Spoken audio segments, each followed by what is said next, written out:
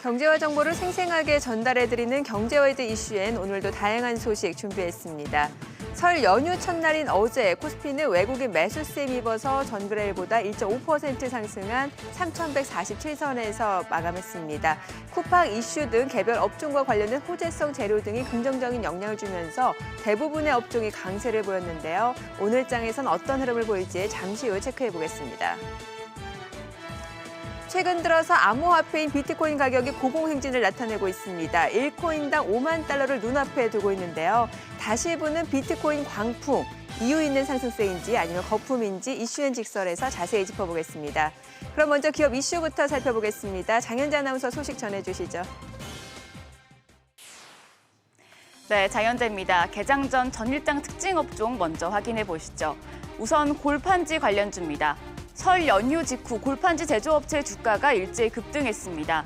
코로나19로 온라인 거래가 늘어난 가운데 명절 특수까지 겹치면서 수요가 급증했기 때문인데요.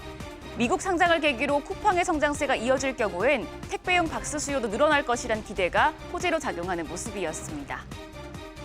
골판지 관련주입니다. 영풍재지와 대형 포장이 상한가를 경신했습니다. 영풍재지 종가가 7,990원이었고요. 대형 포장도 2,370원에 장을 마쳤습니다.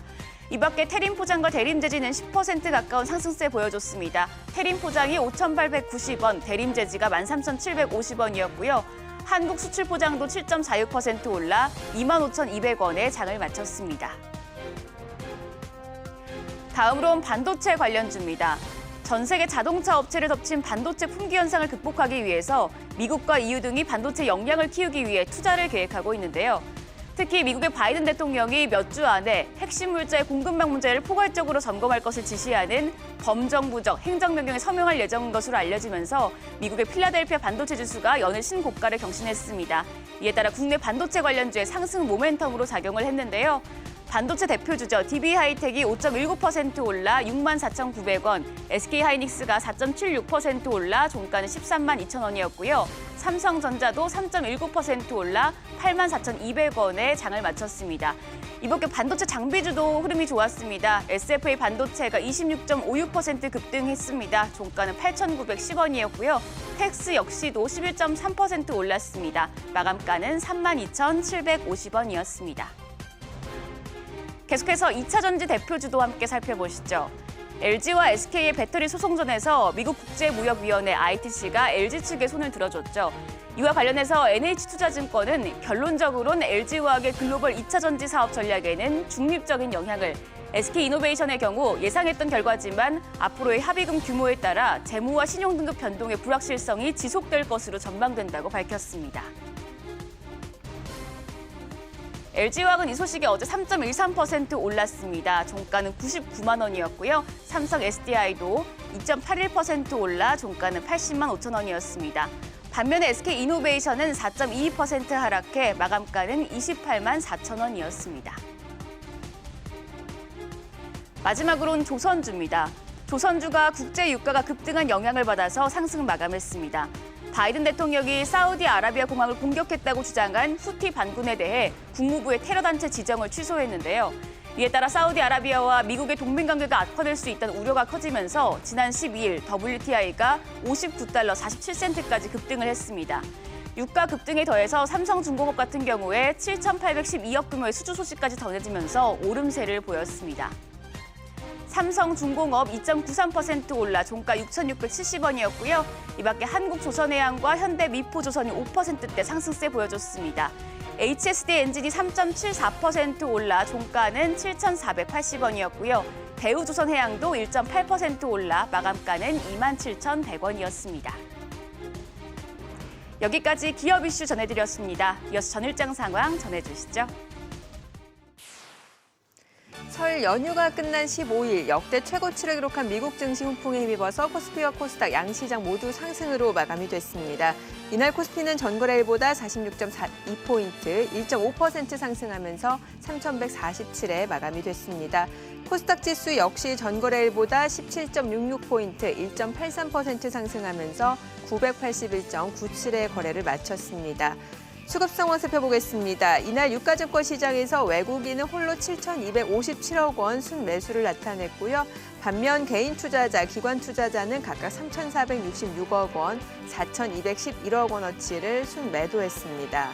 코스닥 시장에서 역시 외국인 988억 원을 순매수하면서 나흘 연속 순매수세를 이어갔습니다. 이 가운데 기관 투자자도 751억 원을 순매수한 가운데 개인 투자자 홀로 1,517억 원 매도 우위를 나타냈습니다.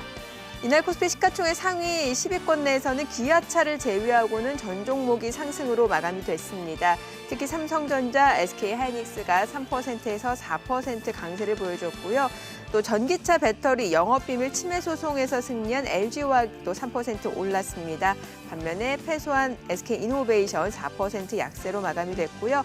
네이버가 5% 이상 올랐습니다. 카카오도 2.5% 강세를 나타내면서 처음으로 50만 원을 돌파하는 모습을 나타냈습니다. 또 삼성 SDI도 2.8% 상승세로 마감이 됐습니다.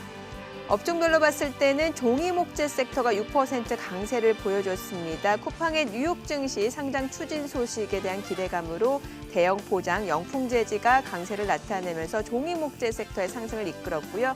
이어서 전기전자, 의료정밀도 강세를 보여줬습니다. 그 밖에 비금속 광물, 서비스업 섹터도 상승세로 마감이 됐습니다. 이날 코스닥 시가총액 상위 10개 종목 가운데서는 실트리온 헬스케어가 1% 이상 올랐고요. 카카오게임즈, 알테오젠도 역시 1% 내외의 상승세를 나타냈습니다. 반면에 HLB, 펄어비스는 약세로 마감이 됐고요. 시젠도 1% 하락으로 마감이 됐습니다. 그 밖에 SK머티리얼즈, CJ ENM은 상승으로 마감이 됐습니다. 이날 서울 외환시장에서 원달러 환율입니다. 5원 60전 떨어지면서 달러당 1,101원 40전에 마감이 됐습니다. 환율은 지난 5일 이후 4거래일 연속 내림세로 마감이 됐습니다. 네, 전일장 국내 증시 상황 그리고 최근 글로벌 증시 동향 상황 함께 체크해 보도록 하겠습니다. 센터장님 안녕하세요. 안녕하세요. 네, 자 일단 미증시는 프레지던트 데이로 휴장을 한 상태고, 자 최근 흐름을 봤을 때는 계속해서 또 사상 최고치를 이어갔고, 어제 국내 증시도 이제 설 연휴를 끝내고 개장을 했는데 양시장 모두 강세로 마감이 됐어요. 예, 일단은 해외에서의 그러한 소음 같은 게 없고 휴장으로서 네. 그래서 일단은 그 나쁜 소식이 없었던 게 긍정적이었고요. 그다음에 굿뉴스가 있었던 것이 그 2월달 10일 동안의 그런 잠정 수출 이따 같이 보겠지만 네. 되게 좋은 호실적을 또 보였습니다. 그다음에 두 번째로는 이제 반도체 아까 언급이 됐지만 지금 반도체 시황에 대해서 그 D램뿐만 아니라 낸드 쪽도 상당히 빨리 좋아질 거다라는 그런 기대감들이 기본적으로 외국인들의 반도체주 중심의 그런 순매수를 불러일으키면서 전반적으로 시장에 상당히 상향에 큰 도움을 줬다 이렇게 말씀드립니다. 네, 여러 가지 호재성 재료로 인해서 이제 최근 글로벌 증시가 굉장히 좋은 흐름을 나타내고 있다는 말씀을 주셨는데, 자, 설 연휴 이후에 어제 국내 증시뿐만이 아니라 중국 증시는 계속해서 휴장 상태인 거고, 글로벌 증시 상황을 좀 간단하게 좀 점검해 볼게요. 네, 지금 특히 이제 아시아권을 놓고 보면은 지금 동반우에서 같이 올라오고 있는데 네. 1월 말을 이제 바닥으로 해서 다 같이 동반해서 같이 우상향해서 지금 올라오고 있습니다. 중국은 좀 휴장이 가지만 요건 지금 미국하고 이제 중국을 비교한 거고요. 다음 장표를 열어보시면 아시아권에서 이제 같은 반등이 올라오고 있는데, 지금 보시면 일본이 거의 한 30년 만에 니케이 225가 거의 이제 3만 선 이상을 돌파하는 그러한 이제 호실적을 보이면서 전반적으로 상승세를 같이 이끌었다 보시면 좋을 것 같고요. 다만 이제 사실은 작년 하반기에 한국이 가장 전 세계에서 좋았던 주식 상승장이었는데 최근 한 연초 이후로 보면은 그 순위가 조금 밀립니다. 네. 말씀드렸지만 개인의 그러한 투자 여력이 상대적으로 신용 투자가 제한되면서 여력이 떨어진 게 첫 번째 이유고, 두 번째로는 지금 연기금이 어제 외국인들이 많이 사줘서 이제 시장을 끌어올리긴 했지만 연기금의 매도세가 여전합니다. 그래서 이런 것들이 상대적으로는 상승을 조금은 둔화시킬 수 있는 그러한 이제 그 반대편의 그러한 힘이 된다 이렇게 말씀드립니다. 네, 수급적인 측면에서 좀 상승 탄력의 제한을 받는 그 이유를 또 설명을 주셨는데 앞서서 국내 증시가 이렇게 또 좋은 흐름을 나타냈던 이유 중에 하나가 수출 지표가 굉장히 좋았기 때문이다라는 말씀을 주셨거든요. 네네. 예. 그 상당히 제가 이제 최근에 이제 수출 증가율이 한국의 코스피하고 가장 같이 움직이는 대표적인 지표다 말씀을 드렸고 한국 시장이 코스피가 상당히 좋은 이유기도 합니다. 그래서 10일, 20일 한 달에 그 수출 증가율을 꼭 챙겨 보시라 말씀을 드렸고요. 10일 달 10월까지 1월 그러니까 2월 달 10일까지의 수출 증가율이 나왔는데 상당히 놀라운 숫자가 났습니다. 일평균 거의 한 40% 가까이 이제 전년 동기 대비 증가를 했거든요. 그리고 보시면 반도체, 승용차, 뭐 이제 스마트폰과 같은 무선 통신기기, 자동차 부품 거의 뭐 100% 가까운 그 증가를 보였습니다. 그다음에 국가로 놓고 봐도 중국, 미국, EU, 베트남, 뭐 공이 심지어는 일본까지도 상당히 높은 증가율을 보였고요. 다만 요건 이제 조심할 것이 있는 것이 이 설 연휴를 앞두고 앞에 미리 당겨서 아마 그 수출을 한 것이 좀 일부 있을 것 같아요. 그래서 네. 지금 20일까지로 놓고 보면 이 증가율이 유지되지는 않긴 하겠지만 어쨌거나 현재 상황 자체로는 매우 시장에서의 그 한국의 그러니까 수출 호조세는 계속 유지되고 있다라는 측면에서 긍정적인 뉴스다 이렇게 말씀드립니다. 네. 자, 그리고 또 하나 미국 쪽에서 나온 지표 중 하나가 1월 소비자 물가입니다. 예상치보다 좀 낮았어요. 자, 이렇게 되면 인플레이션 우려는 조금 더 완화될 수 있지 않을까 싶은데 어떤가요? 예, 그 원래 지금 그 아까 차트를 좀 열어봐 주시면 원래는 네. 시장에서 시장에서 예상한 거는 1월 달 미국의 인플레이션을 1.5% 정도 네네. 증가로 봤는데 실제로 나온 거는 1.4%입니다. 원래 그 연준이 목표로 하고 있는 2%에 비해서는 턱없이 아직 낮은 그렇죠. 상당히 낮은 상황이죠. 그럼에도 불구하고 지금 시장 자체는 그 소위 인플레이션을 감안한 거래가 지금 계속되고 있거든요. 네. 그래서 그런 측면에서 놓고 보면 단순히 1월 달에 수치가 낮았다고 인플레이션이 앞으로 없을 거다라고 보기에는 아직 예단하기에는 좀 이른 상황이다 이렇게 말씀을 드립니다. 그러면은 왜 이렇게 미국의 소비자 물가 회복세가 더디게 나타나는 걸까요? 이제 계속 말씀을 드리지만 그것이 결국은 이제 상품과 서비스 두 개의 큰 이제 그 회복세가 K자로 벌어져서 나타나기 때문이다 예. 말씀을 드리는데요.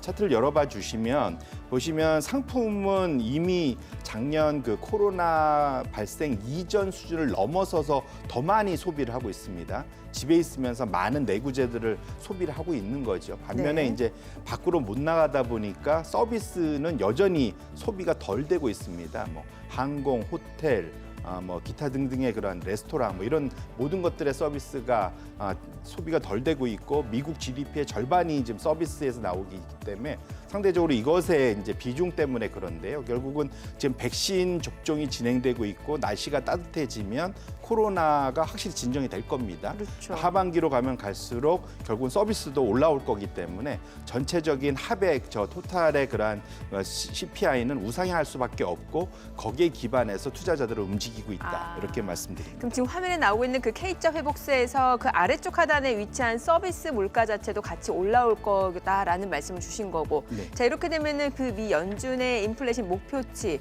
어느 정도 시기에 달성이 가능할 걸로 보시나요? 일단은 기술적으로는 이미 예. 2분기에 충분히 발생이 가능하다 아, 그래요? 말씀드립니다. 예. 이제 이유는 잘 생각해 보시면 작년 3월 이후에 4, 5, 6월 달에 유가가 마이너스까지 갔었습니다. 네. 그러니까 전반적으로 시장에 그 물가에 영향을 가장 많이 주는 것 중에 하나가 에너지 가격인데 작년에 에너지 가격이 워낙 낮았고 지금은 이미 WTI 기준으로 60불이 넘어 있고 예. 결국은 지금 작년에 낮은 기저 효과만 놓고 봐도 그 올해 2분기부터는 확실한 증가세가 날 수밖에 없는 그런 구조다 말씀을 드리고요.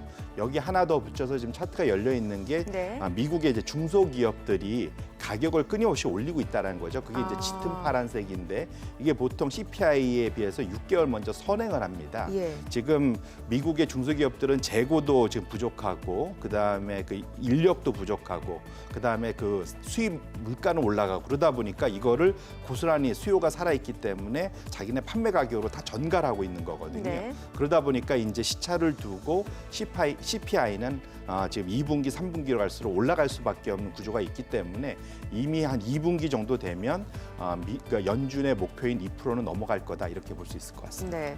자, 저희가 뭐 지금 인플레이션과 관련해서 여러 가지 좀 지표들을 좀 살펴보고 있는데 중국 쪽도 좀 볼게요. 중국 같은 경우는 1월달 PPI 그 구매자 물가지수죠. 이게 12개월 만에 상승으로 반전이 됐어요. 이것도 뭔가 분명히 어떤 신호를 주는 것 같아요. 네, 맞습니다.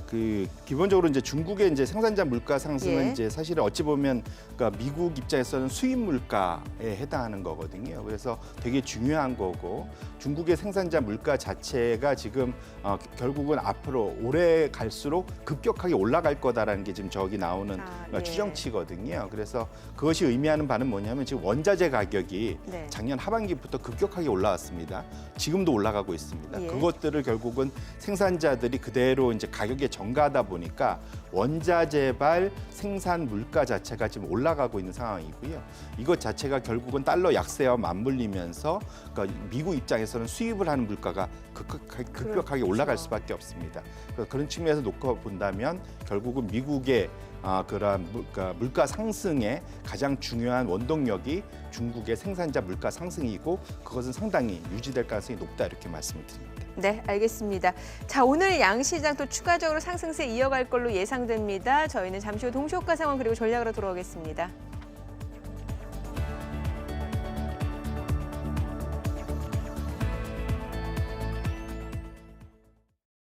그럼 전문가 연결해서 개장 전 3분 전략 세워보겠습니다. 김선상 전문가 전화로 연결돼 있습니다. 전문가님 안녕하세요. 네, 안녕하세요. 네, 간밤에 뉴욕 증시가 대통령의 날을 맞아 휴장을 한 가운데 어제 국내 증시가 외국인의 매수세에 힘입어 상승 마감을 했습니다. 전문가님, 오늘장 국내 증시는 어떻게 보십니까? 예, 전일에도 이제 제가 이제 핵심 키는 외국인의 순매수다는 얘기를 드렸죠. 네. 일단은 이제 수급적으로는 고객익 탁금이 지금 정체가 아니라 이제 감소 추세고, 그다음 이제 기관이나 연기금들은 계속적으로 파는 모습이기 때문에 지금 매수 주체가 이제 기댈 수 있는 부분은 외국인들밖에 없습니다. 근데 이제 어제 이제 한 7천억 정도 들어왔고, 부정 전에도 이제 한 7,500억 정도 외국인들이 순매수하면서 그래도 이제 시장을 좀 이끄는 모습을 좀 보이고 있기 때문에 아마 이제 오늘도 이제 뭐 흐름을 봐야 되겠지만 외국인들 순매수가 들어온다면 추가 상승 시도는 더 나올 거라고 생각이 됩니다. 네. 다만 이제 박스권에서 지금 거래소 같은 경우는 이제 3,200 이상이 이제 고점으로 현재 작용이 되고 있잖아요. 네. 그리고 이제 코스닥 같은 경우는 이제 1,000포인트고 이제 추가 상승하면 할수록 이제 저항에 대한 부담감이 좀 커질 겁니다.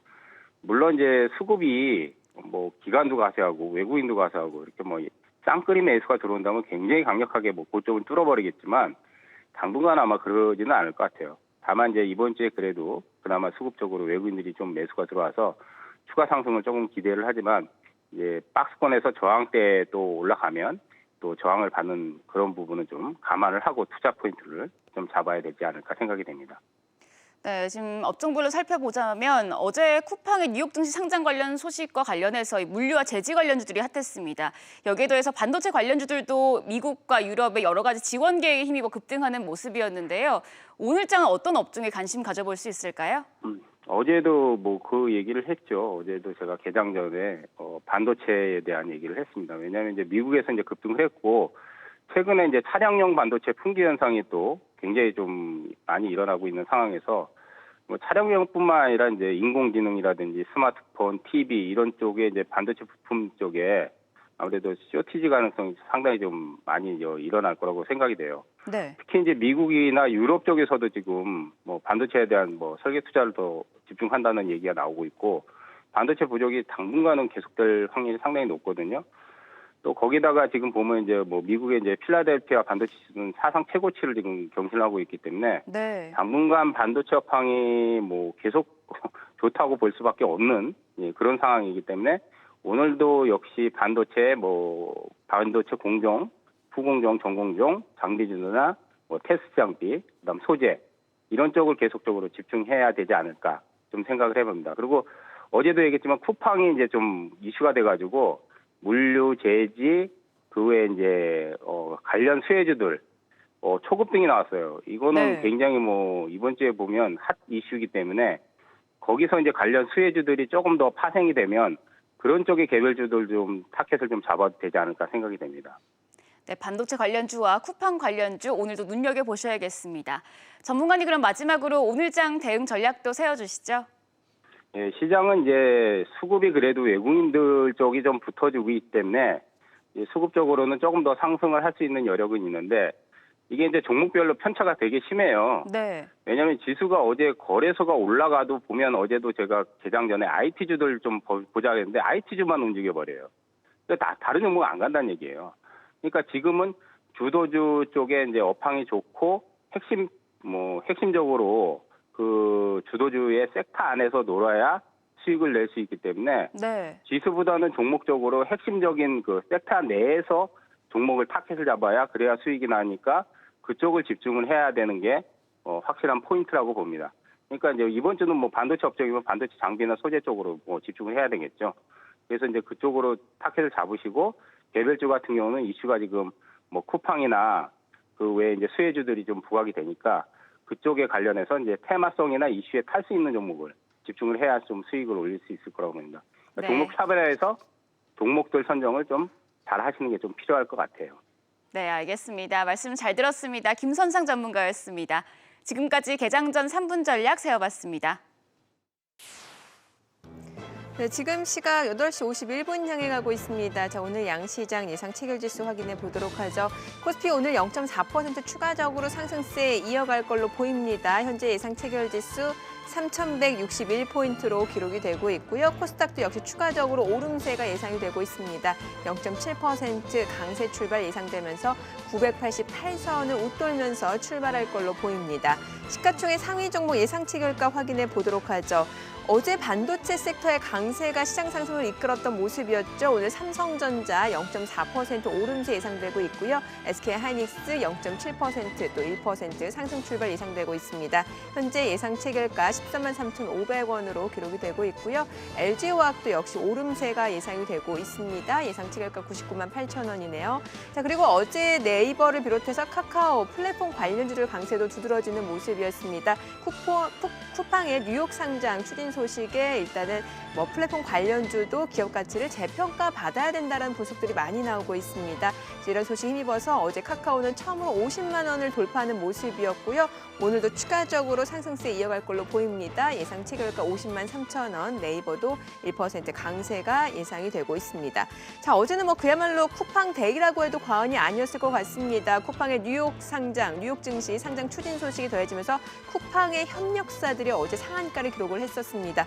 동방 같은 경우는 이제 쿠팡의 물류 전담 운송사입니다. 어제 상한가 기록이 됐었고요. 오늘장에서도 역시 급등 출발 예상이 되고 있습니다. KCTC도 역시 물류 협력사입니다. 오늘도 역시 급등이 예상이 됩니다. 상한가 예상이 되고 있고요. KTH는 이제 KT의 자회사인데 쿠팡의 OTT죠. 쿠팡 플레이의 콘텐츠를 제공하게 됩니다. 제공한다는 소식이 전해지면서 KTH까지 어제장 또 상한가 기록이 됐었고요.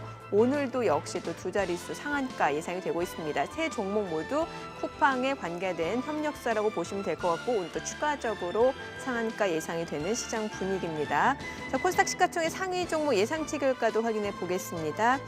오늘 셀트리온 헬스케어가 4% 강세가 예상이 됩니다. 현재 예상 체결가 지금 14만 9천 원으로 나타나고 있고요. 셀트리온 제약도 강보합 출발 예상이 되고 있습니다. 자, 그리고 시젠 보합 출발 예상되고 있고요. HLB는 하락 출발 예상이 되고 있습니다. 0.4% 내림세 예상되면서 예상 체결가 9만 1천 원으로 나타나고 있고요.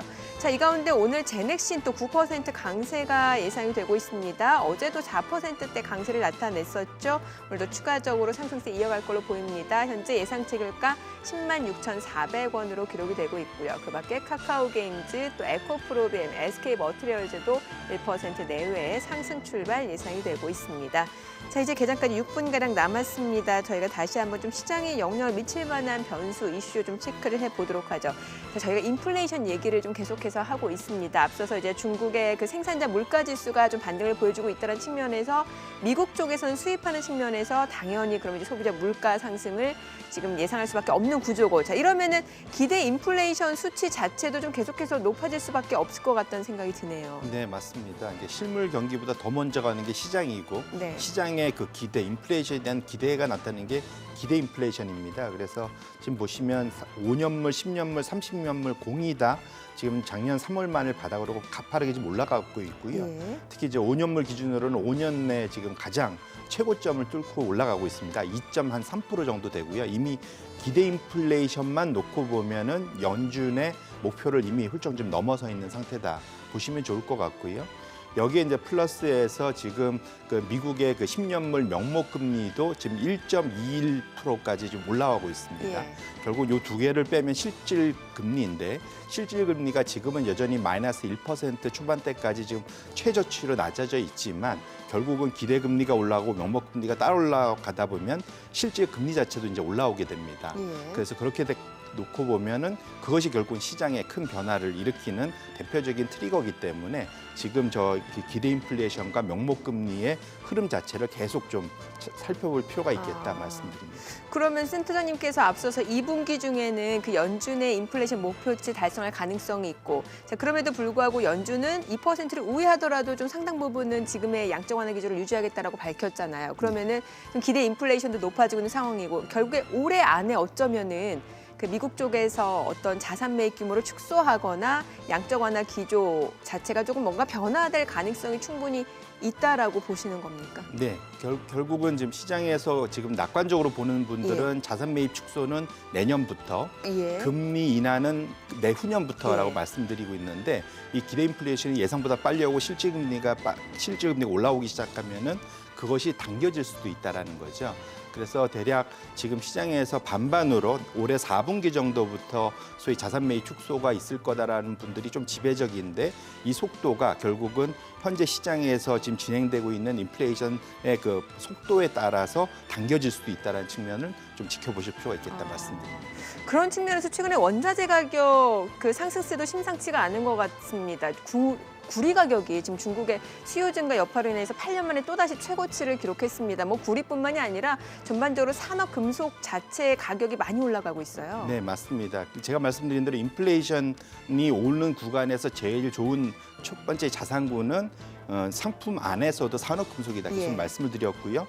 그것을 따라갈 수 있는 제일 좋은 게 LME, 런던 금속 거래소 지수입니다. 이게 총 6개의 그런 주요 그 산업 금속을 가지고 구성해서 만든 지수고요. 지금 네. 보시면은 계속 지금 바닥 대비 한 2015년을 만약에 바닥으로 본다면, 최근 바닥으로 본다면 한 80% 가까이 지금 우상향에서 올라와 있는 상태다, 이렇게 말씀을 드립니다. 네, 자 구리 가격도 좀 여쭤볼게요. 뭐 지금 런던 금속 거래소 지수 자체도 우상향을 나타내고 있고, 구리 가격도 지금 뭐 8년여 만에 최고치입니다. 네, 맞습니다. 그러니까 구리가 결국은 소위 이제 그 닥터 쿠퍼라고 그래갖고 결국은 경기 회복의 어쨌든 선행 동행 지표라고 볼 수가 있거든요. 그런데 지금 너무 많이 오른 거 아니냐 걱정을 할 수 있을 텐데 결국은 구리의 최대 소비자는 중국입니다. 근데 중국의 그러한 그 구리 소비 여력을 보면 통상 구리라는 거는 한 나라의 그 인당 GDP가 증가할수록 인당 구리 소비량도 같이 증가합니다. 그래서 정확히 보시면 지금 그 서로 정비례하는 걸 보실 수 있고요. 연도별로 저 붉은색 선이 중국의 그러한 GDP 증가율과 그 소비입니다. 정확히 정비례하면서 올라가고 있는데 전 2019년이 이제 가장 최근 수치고요. 그 위로 보시면 한국도 있고 뭐 저 위에 보시면은 독일도 있고 이렇게 위로 올라갑니다. 결국은 중국이 앞으로 계속 GDP가 성장할 거라는 거는 불보듯 뻔하기 때문에 중국의 구리 소비도 같이 올라갈 수밖에 없는 구조라는 게 첫 번째 하나인 거고요. 두 번째로는 전기차나 신재생 에너지 같이 전기화가 될수록 구리 소비가 이전에 비해서는 2000년도에 비해서 훨씬 더 많이 늘어납니다. 배터리에 들어가는 그런 소재기도 한 건가요? 예, 그러니까 전기차가 통상 예. 다 구리 배선이 많이 들어가기 때문에 자동차는 한 3.5배, 버스 같은 경우는 거의 15배 더 많이 들어가기 때문에 수요 자체가 이제 많이 늘어나기 때문에 이 두 개가 중국의 수요 증가, 그다음에 산업의 그 방향 패러다임 체인지 이 두 개가 곱해지면은 구리의 소비량은 상당히 많이 늘어날 수 있다 말씀드립니다. 수요가 이렇게 폭발적으로 증가할 거를 예상을 한다라고 하면은 생산도 그에 맞춰서 좀 늘어나면은 구리 가격 상승세가 이렇게 가파르지 않을 것 같은데 생산은 그렇게 많이 늘어나지는 않나 봐요. 예, 상대적으로 이제 안타깝게도 예. 투자가 그 사이 많이 둔화됐었습니다. 예. 차트를 보시면 2012년도가 최고 고점이었고요. 전 세계적으로 저기 산업금속에 투자되는 그러한 이제 소위 광산 투자의 절대 금액을 추입니다. 보시면은 많이 줄어서 이전 2012년도에 거의 한 40% 수준밖에 안 되는 광산 투자가 일어나고 있고요. 결국은 통상 광산이 개발되는데 8에서 10년 정도가 걸린다고 본다면 지금 투자를 늘려도 신규 광산이 개발되는데 시간이 많이 걸린다라는 거고요. 두 번째는 우측에 이제 구리를 생산한 전 세계 1등 국가가 칠레인데 칠레가 2010년 이후부터 노동 생산성이 꺾여서 내려오고 있다는 그러면 이 겁니다. 구리 생산성 얘기는 저희가 개장하고 좀 더 들어보도록 하겠습니다. 자, 오늘 국내 증시 개장하겠습니다.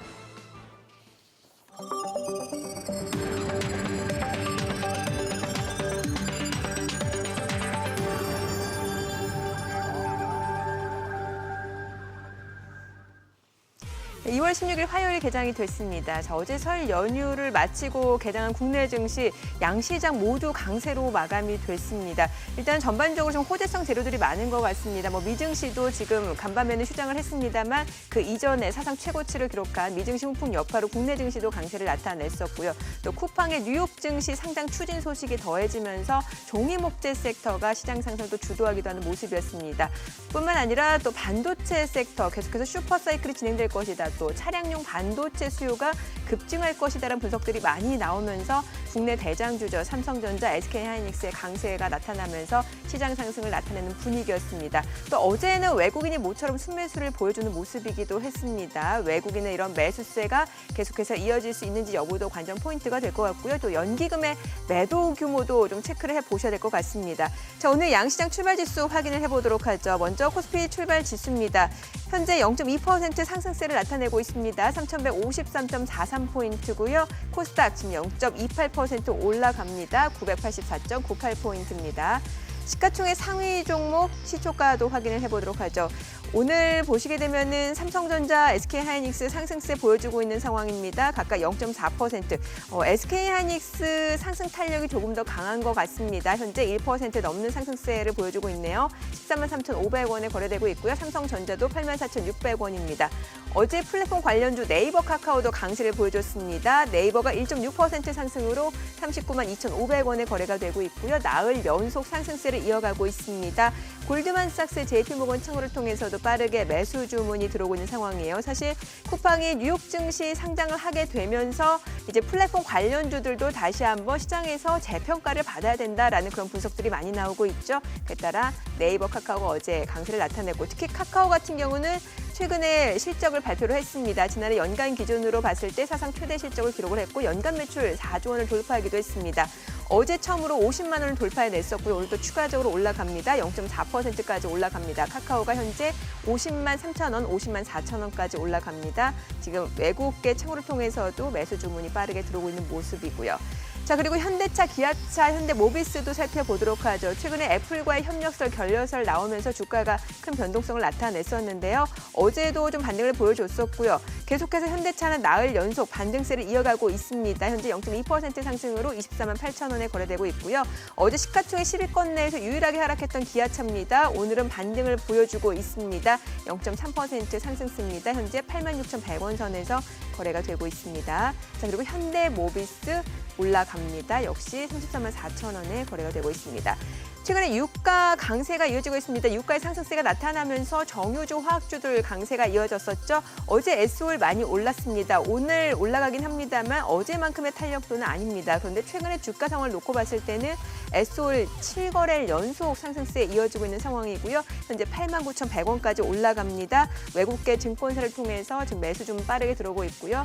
52주 신고가 계속해서 경신해 나가고 있는 SOL 주가입니다. 그밖에 GS 상승세고요. SK이노베이션입니다. LG와의 배터리 소송에서 패소를 했습니다. 어제 주가 약세를 나타냈었고 오늘 1.7% 반등을 보여주고 있습니다. 현재 28만 7,500원에 거래가 되고 있는 상황입니다. 자, 자, 코스닥 시가총액 상위 종목 시초가도 확인을 해보도록 하죠. 셀트리온 헬스케어가 0.5% 상승세 보여주고 있습니다. 이 거래를 연속 상승세 이어가고 있는 상황이죠. 14만 4천 원에 거래되고 있고요. 셀트리온 제약은 지금 하락으로 좀 전환이 됐습니다. 상승 출발을 했다가 지금 0.2% 내림세로 좀 전환이 된 상황이고요. 시젠 알테오젠 1% 내외 약세 흐름 이어지고 있습니다. HLB도 하락세 이어지고 있고요. 앞서 호가에서 좋은 흐름을 보였었던 제넥신 오늘 7% 상승세 이어지고 있는 상황입니다. 이 거래 연속 오름세고요. 10만 4,700원에 거래가 되고 있습니다. 자, 그 밖에 CJ ENM도 상승세 이어지고 있는 모습이고요. 오늘은 어제보다는 조금 상승 탄력이 좀 둔화되고 있는 모습들이 이어지고 있는 상황입니다. 자, 이 가운데 반도체 장비주, 원익 IPS 강세도 좀 체크해 보시면 좋을 것 같습니다. 그 밖에 5G 관련주 KMW도 상승세 이어지고 있습니다. 자, 어제 쿠팡 데이였습니다. 쿠팡의 협력사들 강세를 보여줬었죠. 앞서 호가에서도 상한가 예상이 됐었는데요. 관련 종목들 보도록 하죠. 자, KCTC입니다. 쿠팡의 물류 협력사. 오늘도 지금 상한가 나타나고 있는 상황이고요. 자, 동방입니다. 동방 같은 경우도 쿠팡의 물류 전담 운송사입니다. 역시 오늘도 급등이네요. 자, 그리고 KT의 자회사인 KTH, 쿠팡 플레이 콘텐츠를 공급을 하죠. 오늘 역시 급등세 이어지고 있습니다. 지금 시각 9시 5분 지나가고 있습니다. 자, 그리고 수급 상황도 확인을 해보도록 하죠.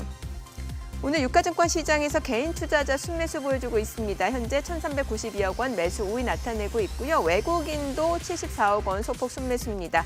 이 가운데 기관 투자자 1,469억 원 매도 우위를 나타내고 있고요. 업종별로 봤을 때 오늘 외국인은 전기전자 섹터에서 러브콜을 보내고 있는 모습이고 기관은 전기전자에서 매도 우위 나타내고 있습니다. 자, 그 밖에 개인 투자자는 오늘 전기전자, 의약품, 화학 섹터 그리고 운수장비에서 순매수를 보여주고 있는 상황이고요. 오늘도 역시 포장 관련주, 제지 관련주들 강세가 나타나면서 종이 목재 섹터의 상승세 이어지고 있습니다. 대형 포장이 오늘 20% 넘는 급등세를 보여주고 있는 상황입니다. 쿠팡 뉴욕 증시 상장 추진 소식과 맞물려서 이런 제지 관련주, 골판지 수요가 계속해서 증가될 것이라는 기대감이 종이 목재, 제지 섹터의 강세를 이끌고 있다라고 보시면 될 것 같습니다. 오늘 관련주들 일제히 강세 흐름 이어지고 있는 상황입니다. 지금 시각 9시 6분 지나가고 있습니다. 자, 코스닥 수급도 간략하게 좀 확인해 볼게요. 코스닥 쪽에서는 오늘 보시게 되면은 지금 개인 투자자 홀로 순매수를 보여주고 있습니다. 874억 원 매수 우위고 외국인과 기관은 각각 500억 원, 300억 원 넘는 순매도를 기록 중입니다. 자, 환율도 체크를 해보도록 하죠. 오늘 외환시장 개장 상황입니다. 달러원 환율은 지금 60전 상승한 1,102원에 개장이 됐습니다. 자, 환율 좀 여쭤볼게요. 지금 또다시 환율 또 하락으로 좀 전환이 된 상황인데 최근에 보니까 좀 달러가 약세 흐름이 좀 이어지고 있는 상황이고 원화라든지 위안화가 다시 한번 좀 강세를 보여주고 있는 것 같아요. 네, 이제 최근 들어서 이제 달러 오히려 강세에 대한 기대감들이 일부 있다가 다시 이제 미국에서 추가 부양책, 바이든발 1.9조 달러의 대규모 추가 부양책 추진 이제 소식이 들리면서 달러 약세가 좀 더 강화되고 있고요. 그렇게 놓고 보시면 지금 위안화는 한 번도 약세인 적이 없었습니다. 저 붉은색 선이 이제 중국 위안화 대 달러의 지표인데 지속적으로 지금 내려오고 있으면서 위안화 강세가 있었고요. 원화만 이 그 트렌드 동조화에서 좀 벗어나서 단기에 이제 원화 약세가 있었지만 지금 지난주 후반부터 본격적으로 원화도 다시 강세 그 기조로 좀 돌아서고 있습니다. 그렇게 놓고 보신다면 저희는 여전히 달러 약세, 한국 원화나 위안화 강세 방향성은 여전히 유효하다 이렇게 말씀드립니다. 네. 그리고 사실 저희가 앞서서 그 구리 얘기, 생산성 얘기를 좀 하다 말았는데 지금 생산성 자체가 둔화되고 있다라는 걸 말씀해 주시고 싶으셨던 거잖아요. 네네. 예. 그러니까 결국은 제가 드리고 싶은 말씀은 지금은 그냥 돈이 몰려서 그냥 그 산업금속 가격이 오른다가 아니라 펀더멘탈 측면에서 생산에도 차질이 지금 서서히 벌어지는 모습이 있다라는 거고요. 이런 것이 무슨 영향을 미치냐면 수요가 우상향하는 상태에서 생산 차질이 벌어지면 결국 그것이 슈퍼 사이클이 만들어지는 가장 좋은 구조입니다. 그래서 그렇게 놓고 보신다면 이 그 조합 자체는 산업금속의 2002년부터 한 5, 6년간 진행됐던 그런 산업금속 슈퍼사이클이 지금 본격화되는 모습이 그려지고 있다는 측면에서 상당히 좀 긍정적으로 보실 필요가 있겠다 말씀드립니다. 그럼 이런 구리 가격을 비롯해서 철광석, 산업금속 자체 슈퍼사이클이 돌아야 한다라고 하면은 이런 상품 시장 자체도 어떤 투자 대안으로도 볼 수도 있겠네요. 예, 그래서 아마 들어가 보시면 아이쉐어 인더스트리얼 메탈 이렇게 하고 앤 예. 마이닝, 예. 그러니까 산업 금속 자체에도 투자할 수 있고 이 산업 금속을 생산하는 광산 업체도 투자할 수가 있습니다. 예. 그런 것들의 소위 이제 ETF가 많이 출시가 돼 있고요, 거래가 네. 되고 있고 그것들을 안에 이제 어떤 종목들이 많이 들어 있는지를 좀 보시고 충분히 투자하시면 좋은 결과를 좀 장기 투자해서 좋은 결과를 얻을 수 있겠다 이렇게 말씀드립니다. 네. 자, 그리고 다시 한번 이제 환율 얘기, 달러 얘기를 좀 해볼게요. 지금 달러 약세 기조가 좀 이어질 것이다라는 말씀을 주셨는데 그 근거로 또 미국의 GDP 얘기까지도 좀 더 해볼 수 있을 것 같아요. 예, 아까 말씀드린 대로 재정 적자가 이제 계속 더 커질 수밖에 없고 미국이 이제 돈을 투입해서 GDP 그로스가 올라오고 있긴 하지만 여전히 결국은 미국의 지금 노동 소위 이제 실업률이 회복이 생각보다 빨리는 안 되고 있는 상태입니다. 네. 결국은 그것이 무엇을 의미하면 과거의 트렌드를 봤을 때 미국의 GDP 증가율이 나머지 전 세계 GDP 증가율보다 높을 때는 달러가 강세로 가는 거고요. 그 반대, 그러니까 미국의 GDP 증가율이 나머지 세계보다 GDP 증가율이 낮으면 상대적으로 부진하면 달러는 약세로 갑니다. 그것을 나타내 주는 게 저 표고요. 네. 앞으로의 방향성 자체는 결국은 그러니까 미국의 GDP보다는 중국을 비롯한 나머지 세계의 신흥국의 GDP 성장률이 훨씬 좋을 거고 이미 그렇게 예측이 되고 있기 때문에 달러의 약세 반응성은 여전히 잡혀 있다 이렇게 말씀을 드립니다. 그러니까 미국 쪽보다는 이제 신흥국이라든지 아니면 우리나라 중국 쪽의 이런 경제 성장률이 더 좋아질 수 있다라는 말씀을 주신 거죠. 예, 이미 OECD나 IMF에서 예. 그렇게 예측을 하고 있습니다. 네네.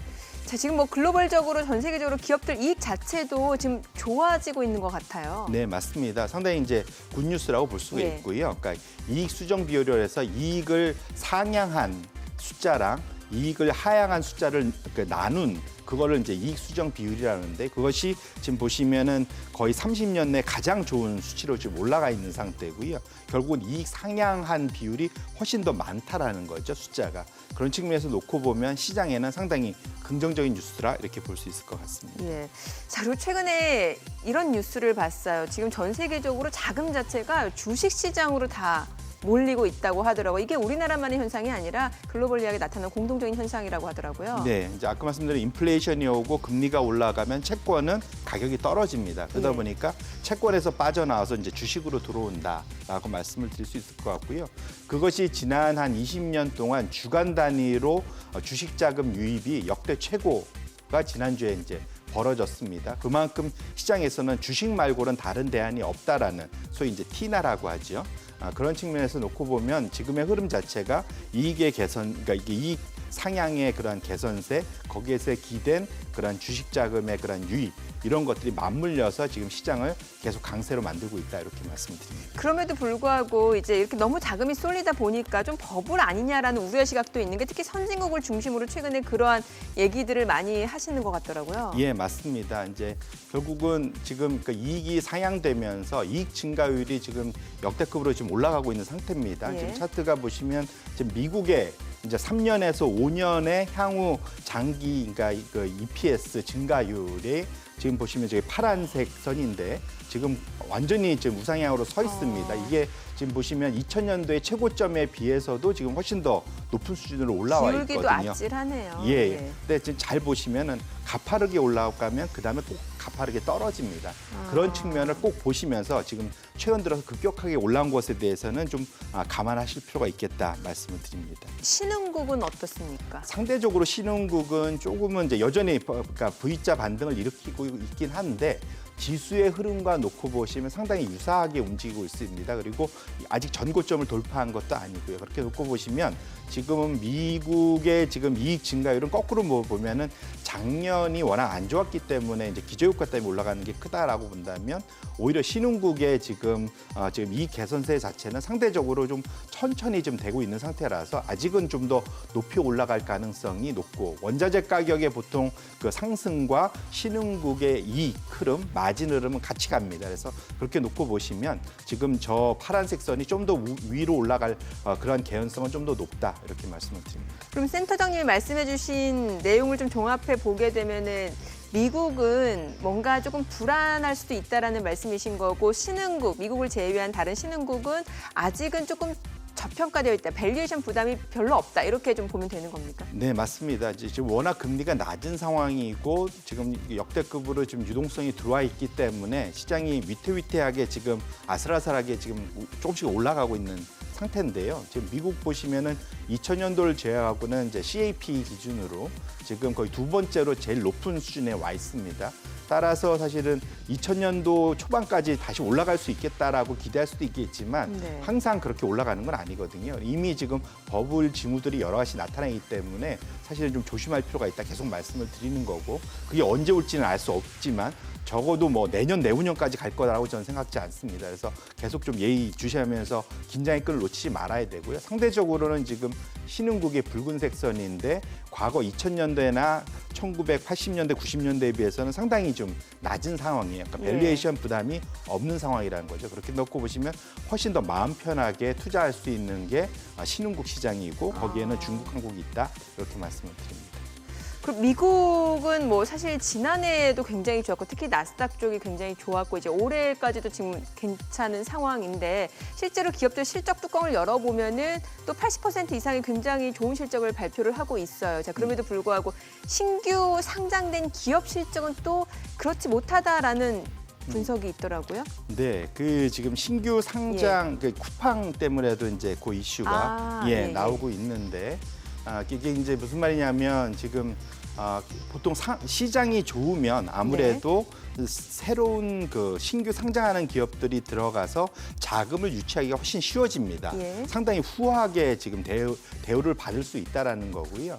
그렇게 놓고 보시면은 지금 이미 시장에서는 많은 기업들이 지금 유상증자, 신규를 통한 유상증자를 좀 진행하고 있는 건데 이게 좀 너무 좀 그 투자자들이 낙관적으로 후하게 대해주다 보니까 적자 기업들, 그러니까 돈을 좀 못 벌고 있는 적자 기업들조차도 미래의 성장성을 담보로 돈을 많이 끌어가고 있다는 거죠. 그러다 보니까 10개 기업 중에 8개 기업이 지금 적자 기업이 상장이 되고 있습니다. 그런데 이것이 늘 있었던 일이 아니라 2000년도에 그 닷컴 버블 때 있던 수준까지 지금 올라와 있는 수준이거든요.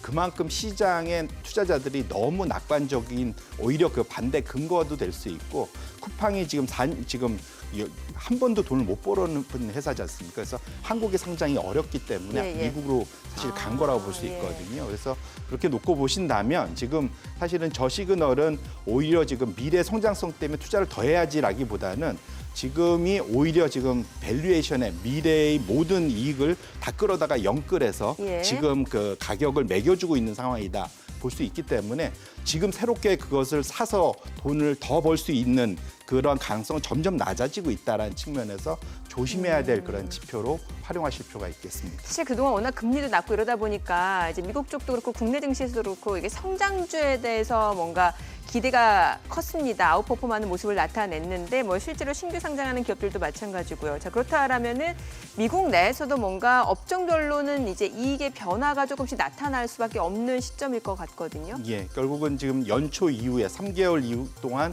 어느 업종이 이익이 가장 많이 늘었냐. 이게 이제 미국이 왜 이게 중요하냐면 미국의 투자자들이, 기관 투자자들이 이 방향성을 갖고 전 세계를 바라보거든요. 그래서 그렇게 놓고 보시면 지금 리플레이션 거래라고 보통 거리는데 지금 경기가 회복되면서 나타나는 현상이 업종별 그대로 나타나고 있는 거죠. 보시면은 3개월 전보다 이익이 좀 더 상향된 그런 비율로 놓고 보시면 금융, 소재가 1, 2등을 다툽니다. 소재면 산업재 섹터. 소재면 이제 머터리얼스를 해서 아까 원자재를 생산하는 그런 기업들이겠죠. 지금 보시면은 지금 금융은 지금 대표적으로 은행 같은 기업들이고 결국은 지금 경기 민감형 업종이 최상단으로 올라오고 있다는 거고요. 결국 리플레이션 거래, 좀 있으면 이제 인플레이션 거래로 연결이 될 수 있어서 기술주가 여전히 이익 개선세는 있긴 하지만 오히려 지금 소위 그 변화율 측면에서 놓고 보면 경기 민감주들이 좀 더 앞서가는 그런 해로 변했기 때문에 시장 자체의 그런 색깔 자체가 변하는 징후들이 이익 개선세에서도 나타난다 이렇게 말씀을 드립니다. 예. 참 뭐 이런 상황을 놓고 봤을 때는 지금 포트폴리오 뭔가 리밸런싱이 좀 필요한 시점인 것 같은데 그럼에도 불구하고 주가 탄력도, 상승 탄력도는 참 이게 의외로 성장성이 높고 지금 현재는 아직은 실적을 못 내는 그런 기업들이 더 탄력도가 굉장히 좋단 말이죠. 예, 그러니까 결국은 미래의 성장성에 대한 그 프리미엄을 저금리기 때문에 계속 많이 줘왔고요. 그것이 지난 1년간 벌어졌던 그런 네. 모습입니다. 대표적으로 이제 골드만삭스에서 전에도 한번 보여드렸지만 골드만삭스에서 기술주 중에 적자를 내는 기업들만 모아갖고 지수를 만들었는데 그것이 지난 1년 동안 거의 250% 가까이 올랐습니다. S&P 500이 25% 정도 올라가는 거에 비해서는 엄청나게 많이 올라간 거죠. 그만큼 지금 시장이 너무 성장성에 대해서 프리미엄을 많이 주고 후하게 쳤기 때문에 저런 결과가 났고요. 문제는 저 방향성이 계속 갈 거냐에 대해서는 지금 돈의 값이 아까 말씀드린 데 인플레이션 올라가고 금리가 올라가면 그 프리미엄이 점점 떨어질 겁니다. 그렇게 그래요? 놓고 보신다면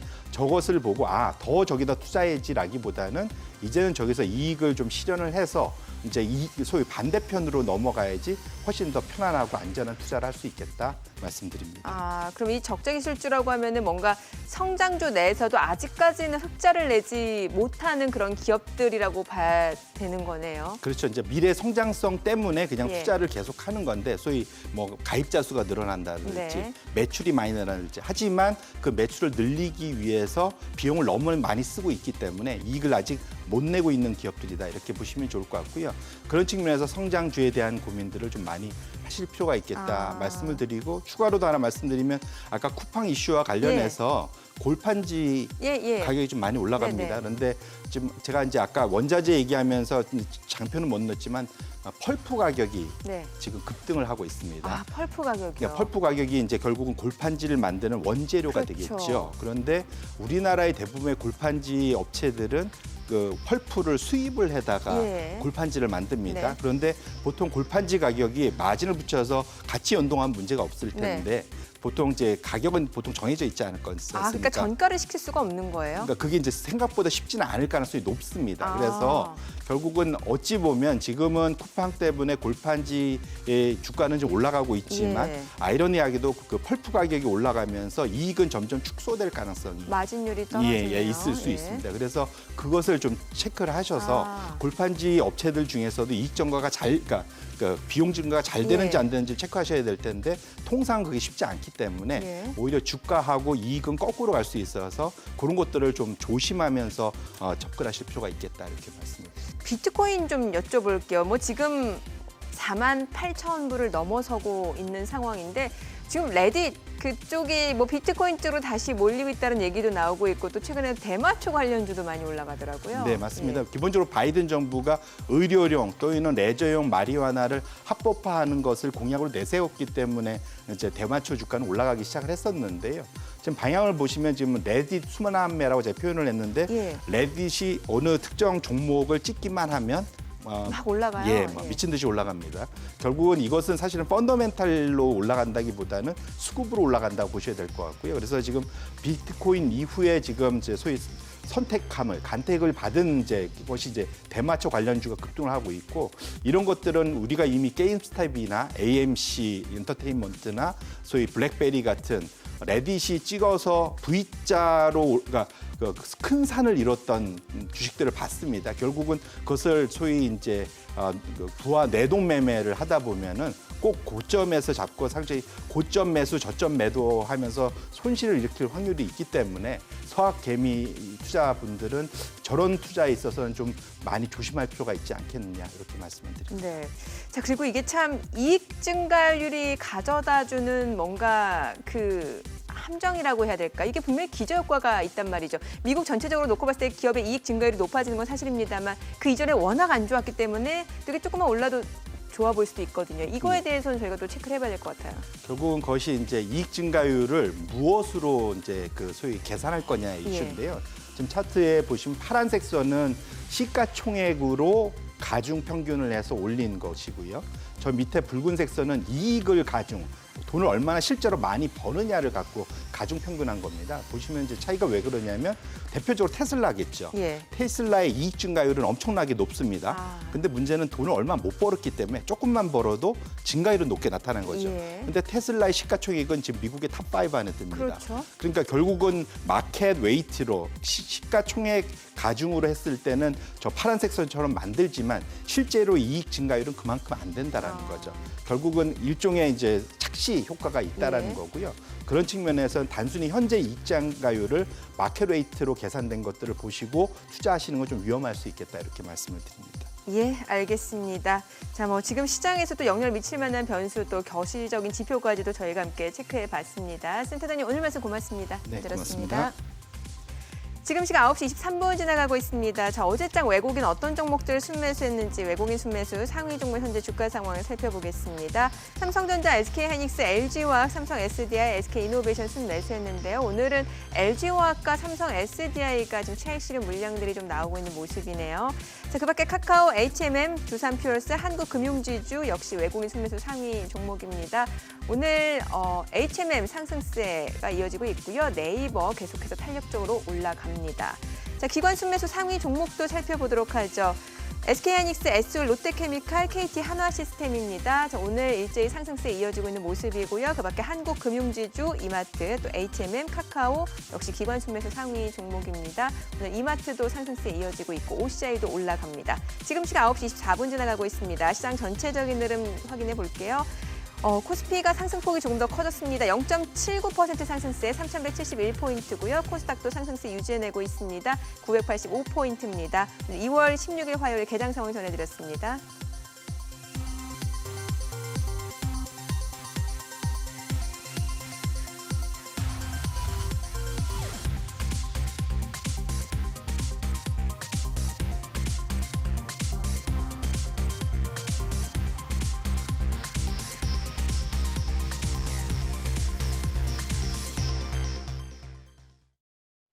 이슈의 흐름을 살펴보는 핫이슈 키워드 시간입니다. 인터넷과 SNS를 뜨겁게 달구고 있는 키워드 함께 보시죠.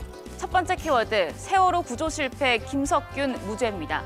세월호 구조 활동을 제대로 하지 않은 혐의로 기소된 김석균 전 해양청장을 비롯해 해경지휘부가 무죄를 선고받았습니다. 법원은 현장에 없던 지휘부가 정확한 상황을 파악할 수 없어 세월호가 침몰할 걸로 예측하기가 쉽지 않고 선장이나 해경이 구조하지 않을 걸로 예상하기가 어렵다며 이유를 밝혔는데요. 다만 문책을 피하기 위해 허위 보고서를 작성하게 한 전 목포 해경서장 등 2명에게는 집행유예형을 선고했습니다. 법원의 무죄 판결에 세월호 유가족들은 구조당국에 면죄부를 주는 판결이라며 강하게 반발하고 재수사를 요청했습니다. 두 번째 키워드, 65세 이상 아스트라 접종입니다. 정부가 65세 이상 고령층에게는 당분간 아스트라제네카 백신을 접종하지 않기로 결정했습니다. 코로나19 예방접종 대응 추진단은 어제 예방접종 계획을 발표했는데요. 오는 26일부터 만 65세 미만의 요양병원과 요양시설 입소자, 종사자들을 대상으로 코로나19 백신 접종을 시작하지만 백신 효능을 두고 논란이 일었던 고령층 접종은 우선 제외하기로 했습니다. 정부는 만 65세 이상 연령층에 대해선 백신 유효성에 대한 추가 임상 정보를 확인한 후 예방접종 전문위원회 심의를 거쳐 접종 방안을 확정할 계획입니다. 세 번째 키워드, 최신원 회장 구속입니다. 검찰이 어제 거액의 회사 돈을 횡령하고 배임한 혐의로 최신원 SK네트워크스 회장에 대해 구속영장을 청구했습니다. 최 회장은 SK그룹을 창업한 고 최종건 회장의 아들이자 최태원 SK그룹 회장의 사촌형으로 지난 2016년부터 SK네트워크스의 회장을 맡고 있는데요. 검찰은 최 회장이 SK네트워크스 등에서 거액을 횡령해 유용한 것으로 의심하고 있습니다. 최 회장의 영장실질심사는 이번 주 중반쯤 열릴 전망입니다. 네 번째 키워드, 안철수 금태섭 첫 TV토론입니다. 제3지대 단일화를 추진 중인 국민의당 안철수 후보와 무소속 금태섭 후보가 1차 TV토론을 오늘 18일에 하기로 합의했습니다. 앞서 두 후보는 1차 TV토론회를 어제 열기로 했지만 토론 횟수와 형식, 주간 방송사를 둘러싸고 이견을 보여 일정을 지키지 못했는데요. 오는 18일 첫 TV토론회는 채널A에서 이뤄지며 토론 방식은 안 대표가 요구한 사전 질문과 금 전 의원 측이 주장한 자유토론 방식을 병행할 예정입니다. 한편 오는 25일 계획했던 2차 토론 여부는 앞으로 실무 협의를 거쳐 결정할 방침이라고 전했습니다. 다음 키워드, 변호인단 역대 최다입니다. 법관으로는 처음으로 헌정사상 탄핵 심판을 받게 된 임성근 부산고법 부장판사. 임 부장판사를 변호하기 위해 법조인들이 대리인단을 맡게 될 텐데요. 155명이 지원한 것으로 전해집니다. 법조계에 따르면 신영무, 김현 전 대한변호사협회 회장과 이석연 전 법제처장 등이 대리인을 자원했는데요.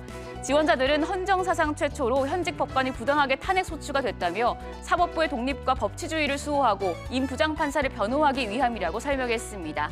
임 부장판사 측은 조만간 변호인단을 확정하고 본격적인 재판 준비에 돌입할 예정입니다. 다음 키워드는 쿠팡 직원 1인당 200만 원입니다. 뉴욕 증시 상장을 추진 중인 쿠팡, 상장이 성사되면 현장 배송 직원 등 계약직 직원에게까지 주식을 무상으로 제공하기로 했습니다. 강한승 쿠팡 경영관리 총괄 대표는 현장 직원의 노력에 감사를 표하고 힘찬 미래를 함께 열어가자는 뜻으로 쿠팡 주식을 현장 직원들에게 무상으로 부여하기로 했다고 밝혔습니다. 해당 주식은 약 200만 원에 이르는 양도 제한 조건부 주식인데요. 이 주식을 받아 거래까지 하려면 2년 이상 근속해야 합니다. 7번째 키워드는 비트코인입니다. 암호화폐 비트코인이 사상 최고가인 5만 달러에 육박했습니다. 지난 8일 일론 머스크 CEO가 테슬라를 살 때 비트코인을 결제 수단에 추가하기로 한 이후에 암호화폐에 대한 이슈가 매일같이 나오고 있죠. 지난 10일 미국의 마스터카드는 결제 수단에 암호화폐 일부를 포함할 계획을 발표했고요. 미국 마이애미 시장은 비트코인으로 세금을 받겠다고 밝히기도 했는데요. 이어 글로벌 금융사들이 비트코인 투자에 나서는 상황, 비트코인이 기업과 금융기관들로부터 잇따라 결제 수단과 투자 자산으로 인정받으면서 매수세가 강해지고 있습니다. 마지막 키워드는 머스크, 푸틴 초대입니다. 자, 마지막 키워드 함께 살펴보시죠. 요즘 음성으로 대화할 수 있게 해준 SNS 클럽하우스가 큰 인기를 끌고 있죠. 일론 머스크 테슬라 CEO가 사용하는 것으로 알려지면서 유명세를 탔는데요. 이 머스크 CEO가 블라디미르 푸틴 러시아 대통령을 클럽하우스에 초대를 했고 푸틴 대통령 측이 큰 관심을 보여 화제가 되고 있습니다. 푸틴 대통령 측이 자신과 클럽하우스에서 대화하자는 머스크 CEO의 제안에 대해 아주 흥미로운 제안이라고 밝힌 건데요. 드미트리 페스코프 크렘린군 대변인은 먼저 모든 것을 확인하고 그 뒤에 화답할 것이라고 전했습니다. 과연 SNS상에서 머스크 CEO와 푸틴 대통령의 만남이 성사될까요? 지금까지 핫 이슈 키워드였습니다.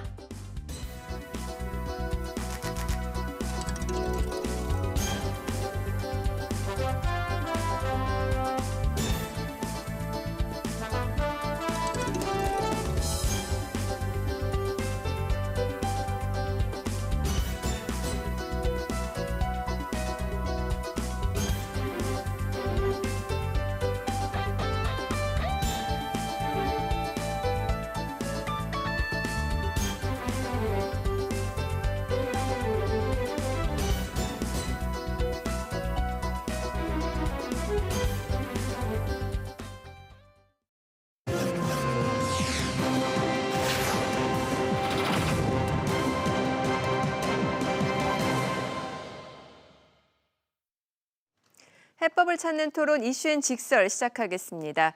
잇따른 투자 소식에 비트코인의 가격도 고공행진을 이어가고 있습니다. 암호화폐가 대체화폐 지위를 두고 금과 경쟁하게 될 것이라는 전망도 나오고 있는데요.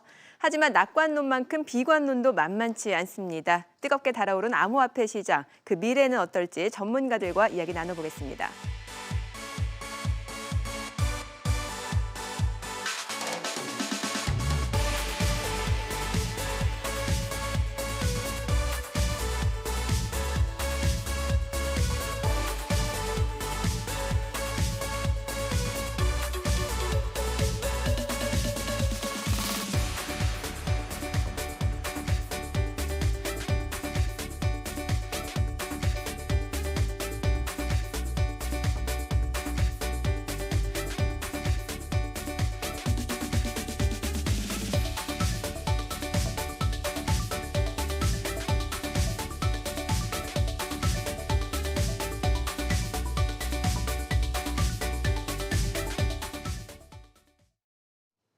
네, 오늘 함께해 주실 분 세 분 소개해드리겠습니다. 동국대 블록체인 연구센터 박성준 센터장, 인프라 블록체인 홀딩스 김종현 대표, 박연미 경제평론가입니다. 세 분 어서 오세요. 안녕하세요. 네, 반갑습니다. 안녕하세요.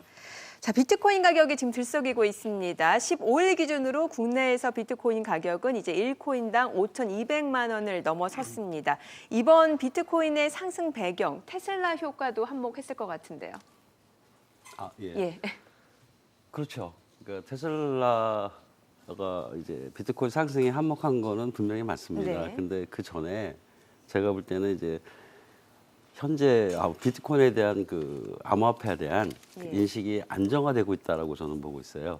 기존에는 이제 투기냐 사기냐에 대한 논쟁이 굉장히 많았었는데 이제는 좀 비트코인이 투기나 사기라는 측면보다는 어떤 하나의 자산으로서 인정하는 그런 시대가 오지 않았는가. 그래서 저는 그거를 암호화폐 인식의 안정화라고 얘기를 합니다. 이제 그거를 이제 그 테슬라가 이제 촉진을 하게 되는 계기를 만들어서 이제 갑자기 상승하게 된 거죠. 근데 테슬라가 그 비트코인을 산다든지 결제 수단에 이용한다는 얘기를 발표를 안 했어도 저는 이제 비트코인이 자산으로 인정이 돼서 계속적으로 지속적으로 우상향할 거라고 생각을 하고 있었습니다. 네, 비트코인의 인식 자체가 지금 많이 바뀌고 있다. 어떻게 보십니까, 김종현 대표님께서는?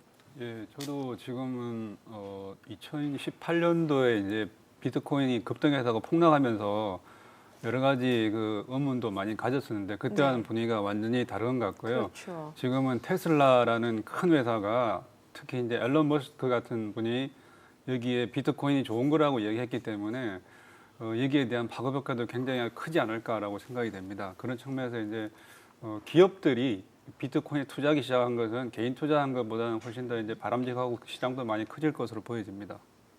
네. 경제평론가님께서는 어떻게 보시나요? 뭐 테슬라가 최근에 계속해서 나는 비트코인 지지자다라고까지 공식적으로 입장을 밝혔거든요. 일단 일론 머스크라는 사람 자체가 가지고 있는 개인적인 특성이 있기도 하고 테슬라라는 자동차가 가지고 있는 어떤 선진성, 우린 좀 앞서간다 이런 것들에 대한 이미지를 투사하기 위한 작업이 될 수도 있다고 보는데요. 그거하고 별개로 세계적인 투자 자산 운용 회사인 블랙록이나 아니면 모건 스탠리의 자회사 이런 것들이 우리는 적극적으로 투자하겠다는 입장을 밝혔잖아요. 네네. 그러니까 제도권에 이름 있는 금융사들이 여기에 대한 투자 비중을 확대한다는 게 투자자들에게 좀 안심할 수 있는 근거를 마련해 주는 것 같기도 하고 어쨌든 미국에서 지금 달러를 2,000조 원어치 푼다고 하니까 그렇죠. 투자자들 입장에서는 해지 수단이 필요하잖아요. 예. 그래서 여러 가지 상황이 맞아 떨어진 것 같은데 5,500만 원 근처에 갔다가 급락했다 다시 5,200만 원 선으로 올라왔잖아요. 여전히 시장의 그 변동성이 너무나 커서 네. 일반 투자자들이 함부로 접근할 수 있는 시장은 아직은 아니지 않을까. 아. 저는 약간 유보적인 입장입니다. 예, 워낙 변동폭이 크기 때문에 좀 리스크가 있다라는 말씀을 주셨는데 뭐 테슬라가 지금 비트코인 15억 달러를 매입했을 뿐만 아니라 미국의 대형 금융사죠. 마스터카드 또 그리고 미국 멜론은행도 비트코인 투자 뜻을 밝혔습니다. 뭐 이미 캐나다에서는 또 사상 최초로 비트코인 ETF까지도 승인이 됐는데 뭔가 암호화폐 인식뿐만 아니라 제도권 진입 자체도 지금 이루어지고 있다라는 생각이거든요. 네, 그렇죠. 예. 기본적으로 가장 중요한 거는 투자를 한다는 얘기는 그만한 변동폭이 있든 없든 투자를 한다는 얘기는 이제 자산으로서 가치를 인정을 하는 거예요. 그러네요. 그래서 제가 예. 계속 말씀드리는 게 현재 일어나는 모든 현상을 한마디로 표시한 것이 암호화폐를 자산으로서 인식을 할 수 있다는 그 사람들 머릿속에 인식이 안정화되는 거고 대기업이나 일론 머스크가 왜 투자하겠습니까? 이게 가치가 폭락하지 않는 사기나 투기가 아니고 자산이구나라는 걸 인정을 한 거고요. 현실적으로 그런 의미에서 이미 암호화폐, 비트코인이나 암호화폐 같은 경우는 제도권으로 저는 들어왔다고 보고 있는 거고요. 세계적으로 실질적으로도 이제 중국의 디지털 법정화폐도 만들고 있고 예. 미국은 증권거래소에서 이제 암호화폐에 대한 이게 증권인지 아닌지에 대한 거를 이제 조사 분석을 해서 일종의 보면 이제 인가를 해주는 것도 있고요. 이미 제도권에 진입이 돼 있다고 저는 보고 있는 겁니다. 그래서 그 제도권으로 진입이 된 거에 대한 거를 일반인이 아직은 못 느끼지만 예. 현재 타임에서는 각국에서 암호화폐를 제도권 진입을 하고 있는 과정이라고 본다고 생각하시면 되고요. 제가 생각하는 거는 국내입니다. 예. 국내요. 예, 예. 국내는 아직 암호화폐에 대한 관련한 정책이 너무 부정적이라 제도권에 대한 입장이 전혀 없다는 겁니다. 저는 예. 이제 그게 문제지. 세계적으로는 이미 암호화폐는 제도권에 진입 중이다. 그 대표적인 예가 EFT를 한다는 얘기는 뭐겠습니까? ETF요? 예. 이미 베이스인 비트코인에 대한 그 자산에 대한 그 신뢰성이나 신뢰성을 이미 확인하고 아. 검증했다는 게 아닐까요? 예. 그게 없다면은 어떻게 EFT 승인을 하겠습니까? 아. 저는 그렇게 보고 있습니다. 그러니까 투자자도 ETF를 통해서 이제 투자할 수 있게끔 뭐 지금 제도권에 이미 진입을 했다. 대표님께서는 어떻게 예. 보시나요? 제도권 진입은 굉장히 신중하게 우리가 고려를 해야 될 것 같고요. 예. 그 측면이 개인들의 투자 피해가 발생할 수 있습니다. 그래서 그걸 하기 위해서는 소비자 보호라는 이런 측면에서 좀 규제가 정비돼야 되는 것이 맞고요. 이런 그 제도권 진입이라는 것은 규제가 먼저 생겨야 되는 것인데 지금 현재 일어난 현상들은 테슬라 같은 큰 기업들과 이런 여러 가지 기업들이 비트코인에 투자하겠다라는 거니까 이제 민간에서 움직이기 시작했다는 거지 제도권 진입으로 보기에는 아직은 섣부르지 않나라고 생각이 되고요. 특히 정말 제도권 진입됐다고 하는 것은 예. 미국에서는 이제 선물 시장에서는 비트코인이 거래되고 있습니다. 이건 하나의 어떻게 보면 상품으로 된 것이 맞는데 네. 이게 이제 시카고 상품 거래소에서 비트코인 선물이 재개될 때는 이게 원유나 금이나 똑같은 이런 상품으로 했기 때문에 선물이 됐고요. 두 번째 산을 하나 넘어야 되는 게 ETF입니다. 근데 캐나다에서는 이제 ETF가 출시가 됐지만 미국에서는 여전히 ETF에 대해서 상당히 아직 변동성이 크기 때문에 아직 신중하게 보고 있기 때문에 이 두 번째 산을 넘어야지 어느 정도의 제도권으로 진입하지 않았나 생각이 됩니다. 그래요. 자, 그럼에도 불구하고 뭐 지금 미국의 그 마이애미시 직원들 월급을 비트코인으로 지급을 했다고 하면은 이거는 뭐 시간의 문제이지 제도권 진입이 이루어지지 않을까라는 생각이 들어요. 어떻게 보시나요, 글쎄, 경제평론가님께서? 일단 비트코인이나 여러 가지 형태의 전자화폐가 정말로 결제 수단으로까지 쓰이면서 국경을 넘는 자산이면서 결제 수단으로 통용이 되려면 아주 완고한 기득권의 벽을 하나 넘어야 되는데 그 중에 하나가 중앙은행이라는 존재를 예. 뛰어넘을 수 있느냐예요. 아, 예. 그러니까 중앙은행들이 가지고 있었던 기존의 통화를 발행하고 증발을 할지 돈을 걷어들일지 기준금리를 조정해서 시중의 유동성을 어떻게 조정할지 이런 것들이 결국 이제 환율하고도 연결이 되는 거고요. 여기에서 이 모든 걸 다 뛰어넘는 그 초월적인 어떤 그 전 세계가 사용하게 되는 어떤 화폐가 등장을 한다는 건데 세계 각국의 중앙은행 그리고 재무부들이 이걸 좌시할 거냐 어디까지 허용할 거냐 저는 예. 이게 가장 큰 문제라고 보거든요. 또 단적으로 보면 최근에 제니 딜런 미 그 재무부 장관이 예. 여기에 대해서 여러 가지 규제를 시사하는 발언들을 했고 중국이 가장 앞서 나가고 있다고 하지만 중국에서도 보면 이게 민간에서 유통되는 건 안 돼. 우리가 법정으로 만들어내는 것만 사용해야 돼. 이런 쪽으로 가고 있단 말이죠. 예. 그러면 중앙은행들이 어떤 입장을 보일 것이냐에 따라 저는 충분히 달라질 수 있다고 보고 여기에 한번 제동을 건 대표적인 사건이 페이스북이나 뭐 그 비자 카드, 마스터카드 다 들어간다고 했던 요 전자화폐 연합군이 예. 아직까지는 등장한다고 하고 나서 뚜렷한 성과를 보여주지 못하고 있거든요. 아. 이런 것들이 기존의 제도권에서는 아마 우리가 밥만 먹고 살 수 없으니 라면도 먹을 수 있지. 그런데 라면은 그냥 비상식품 같은 거잖아요. 아, 예. 그러니까 이게 주류로 떠오른다기보다는 하나의 해지의 수단, 뭐 금도 있고 비트코인도 있고 뭐 또 있지 뭐 이런 수단으로 아직까지는 그렇게 인식을 하고 있는 것 같은데 글쎄 모르겠어요. 저는 아직 미래를 장담하기는 좀 이른 시점인 것 같습니다. 그러니까 지금의 유통되는 그런 화폐 기능 자체를 완전히 대신하기는 좀 힘들 거고 네. 어느 자산으로는 인정받을 수 있을 네. 것이다. 자, 이렇게 보시는 거네요. 어떻게 보세요? 예. 그렇죠. 제도권 지금 진입이 이미 이루어졌다고 말씀 예, 주셨잖아요. 저는 이루어졌다고 보고요. 현실적으로 제도권 진입의 문제는 뭐냐면은 아까 이제 말씀 잘하셨는데 기득권의 문제거든요. 근데 기득권의 문제를 해결하기 위해서라도 실질적으로 암호화폐에 대한 여러 가지 문제점을 정부가 나서줘야 됩니다. 아까 소비자 보호라든지 예. 투자자 보호 말씀하셨는데 소비자 보호나 투자 보호 측면을 그 우리가 이제 그 갖추기 위해서라도 정부가 정부가 암호화폐에 대한 어떤 인식을 하고 있는 것인가? 네. 이제 그거에 대한 어떤 정확한 입장이 나와서 그렇다면은 암호화폐 투자에 대한 개인에 대한 투자에 대한 그 투자 사기에 대한 보호 대책이라든지 아니면 투자자 보호는 이런 어떤 관점이 있어야 된다라는 거를 사실은 정부가 정책적으로 만들어줘야 된다는 얘기를 제가 드리는 거예요. 제가 제도권 진입을 한다는 얘기는 모든 나라가 그런 면에 있어서 진지하고 심각하게 지금 고려하고 있다는 거를 말씀을 드리는 겁니다. 예. 아까 옐런 장관님 말씀을 하셨는데 옐런 장관님에 대해서 많은 분들이 좀 오해를 하시는 것 같아요. 그분이 굉장히 암호화폐에 대해서 부정적이라는 말씀을 한다고 말씀을 하시는 것 같은데 그렇지 않습니다. 옐런 장관이 말씀하시는 거는 암호화폐에 부정적인 측면이 있으니 예를 네. 들어서 뭐 탈세라든지 뭐 여러 가지가 있습니다. 그거 있으니 함부로 이제 암호화폐를 이제 활성화시키기에는 좀 뭔가 문제가 있다. 그러니 암호화폐 긍정적인 측면을 부정하는 게 아니고 긍정적인 측면을 부정하는 게 아니고요. 네. 긍정적인 측면과 부정적인 측면이 동시에 존재하는 겁니다. 그러다 보니까 균형적인 암호화폐 정책을 써야 된다는 걸 얘기하는 거지 암호화폐 부정적인 측면을 강조해서 이건 아니다라고 얘기하는 건 아니고요.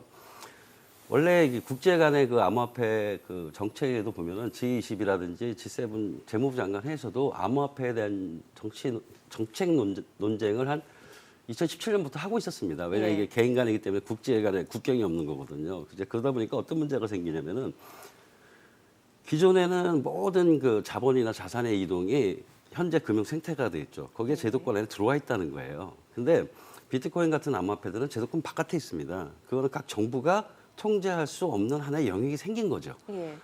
그래서 이제 그 G20 같은 데서는 암호화폐에 대한 국경이 없는 이런 새로운 어떤 암호화폐들을 그 국가 간에 연합을 해서 통제할 수 있는 하나의 방안을 만들어 보자라고 해가지고 암호화폐에 대한 가이드라인을 제시를 했습니다. 예. 이미 2018년도에요. 그 제시 중에 기본 원칙 중에 하나가 뭐가 있냐면은 암호화폐를 규제하자입니다.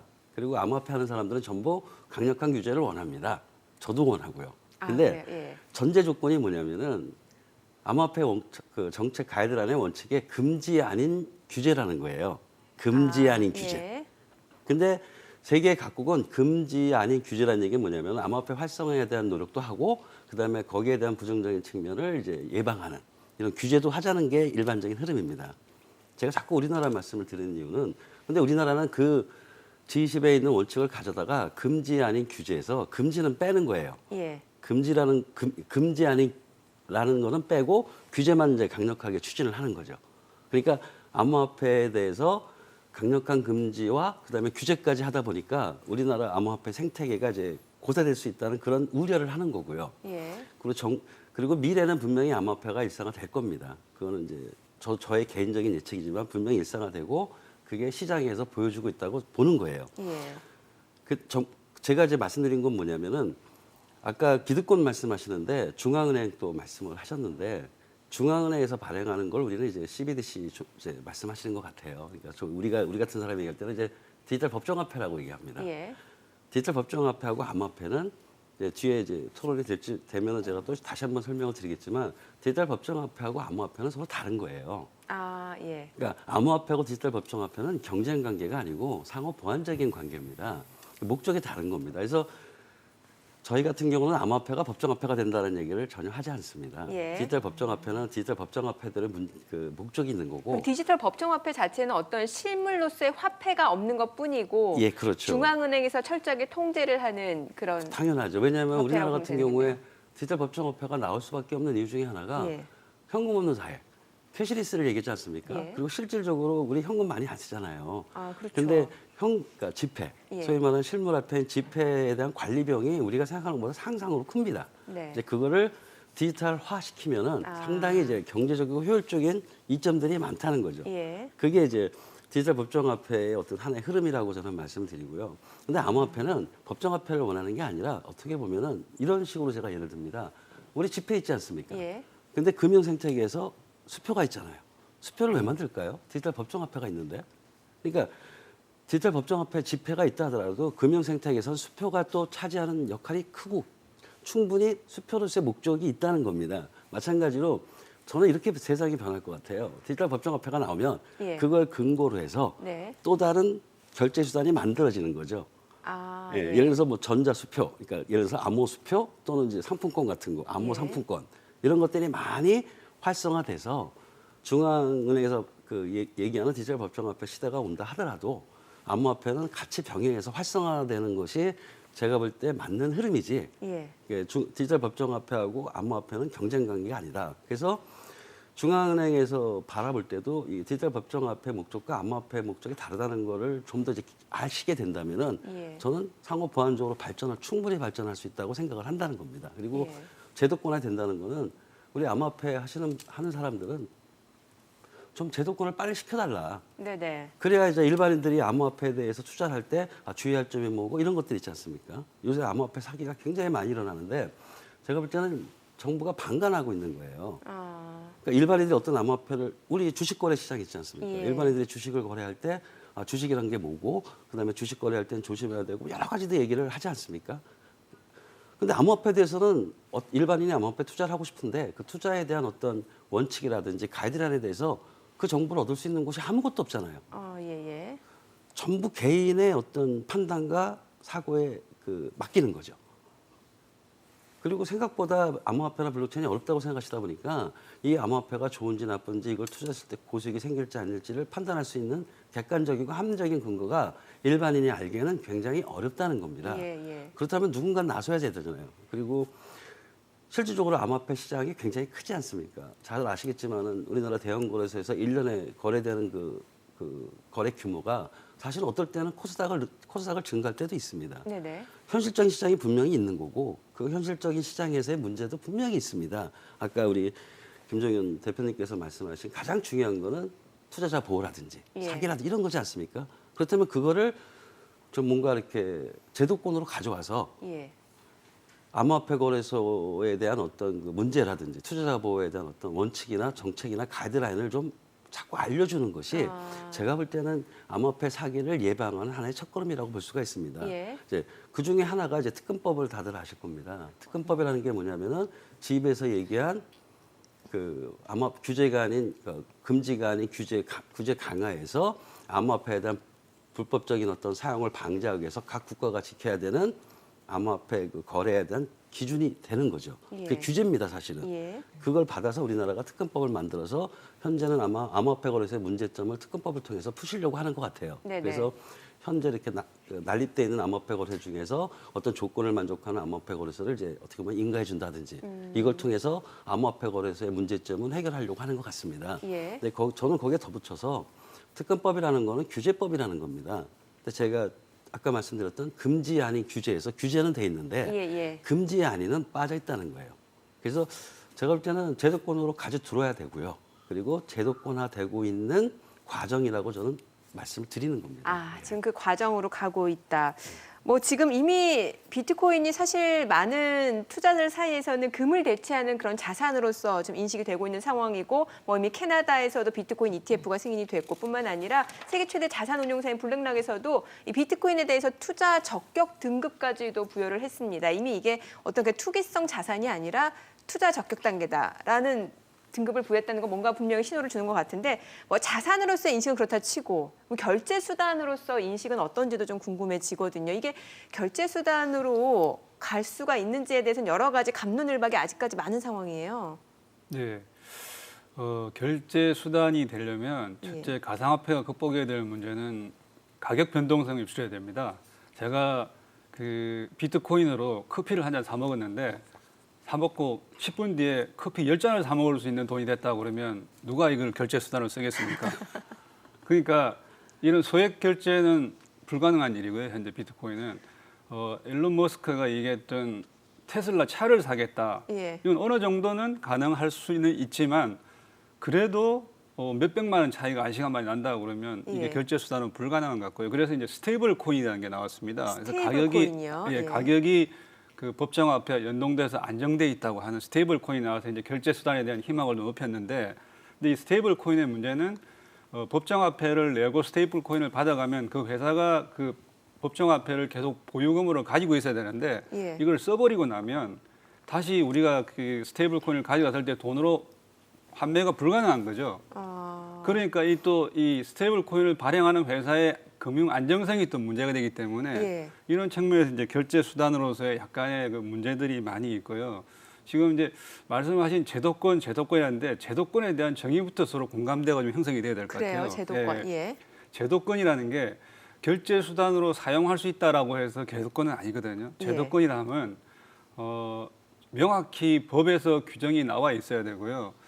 소비자에 대한 피해를 입었을 때 어떻게 보상해야 된다라는지 금융을 다루는 회사의 안정성에 대한 허가 기준이라든지 이런 것들이 명확하게 있어야 되는데 실제로 특검법은 사실 우리나라의 그 가상화폐 제도권의 시작이라고 볼 수 있습니다. 그런데 예. 이 시작되면서도 어떤 문제가 생기냐면 여러 가지 기존 가상화폐 거래소들이 한 6개 정도만 이 규제에 맞고 그게 충족하지 못하는 자본금이 작은 거래소들은 우리를 어떻게 하라는 이야기하고도 갈등이 생기기 시작하거든요. 그래서 네. 규제를 만들어 달라고 해서 규제를 만들어 줬더니 이거는 특혜다라고 이야기하는 그 소규모 거래소가 생기기 때문에 이조차도 좀 어려워요. 그래서 예. 지금 시작했기 때문에 이걸 잘해서 이제 앞으로 현실적으로 잘 해나가는 게 필요할 것 같고요.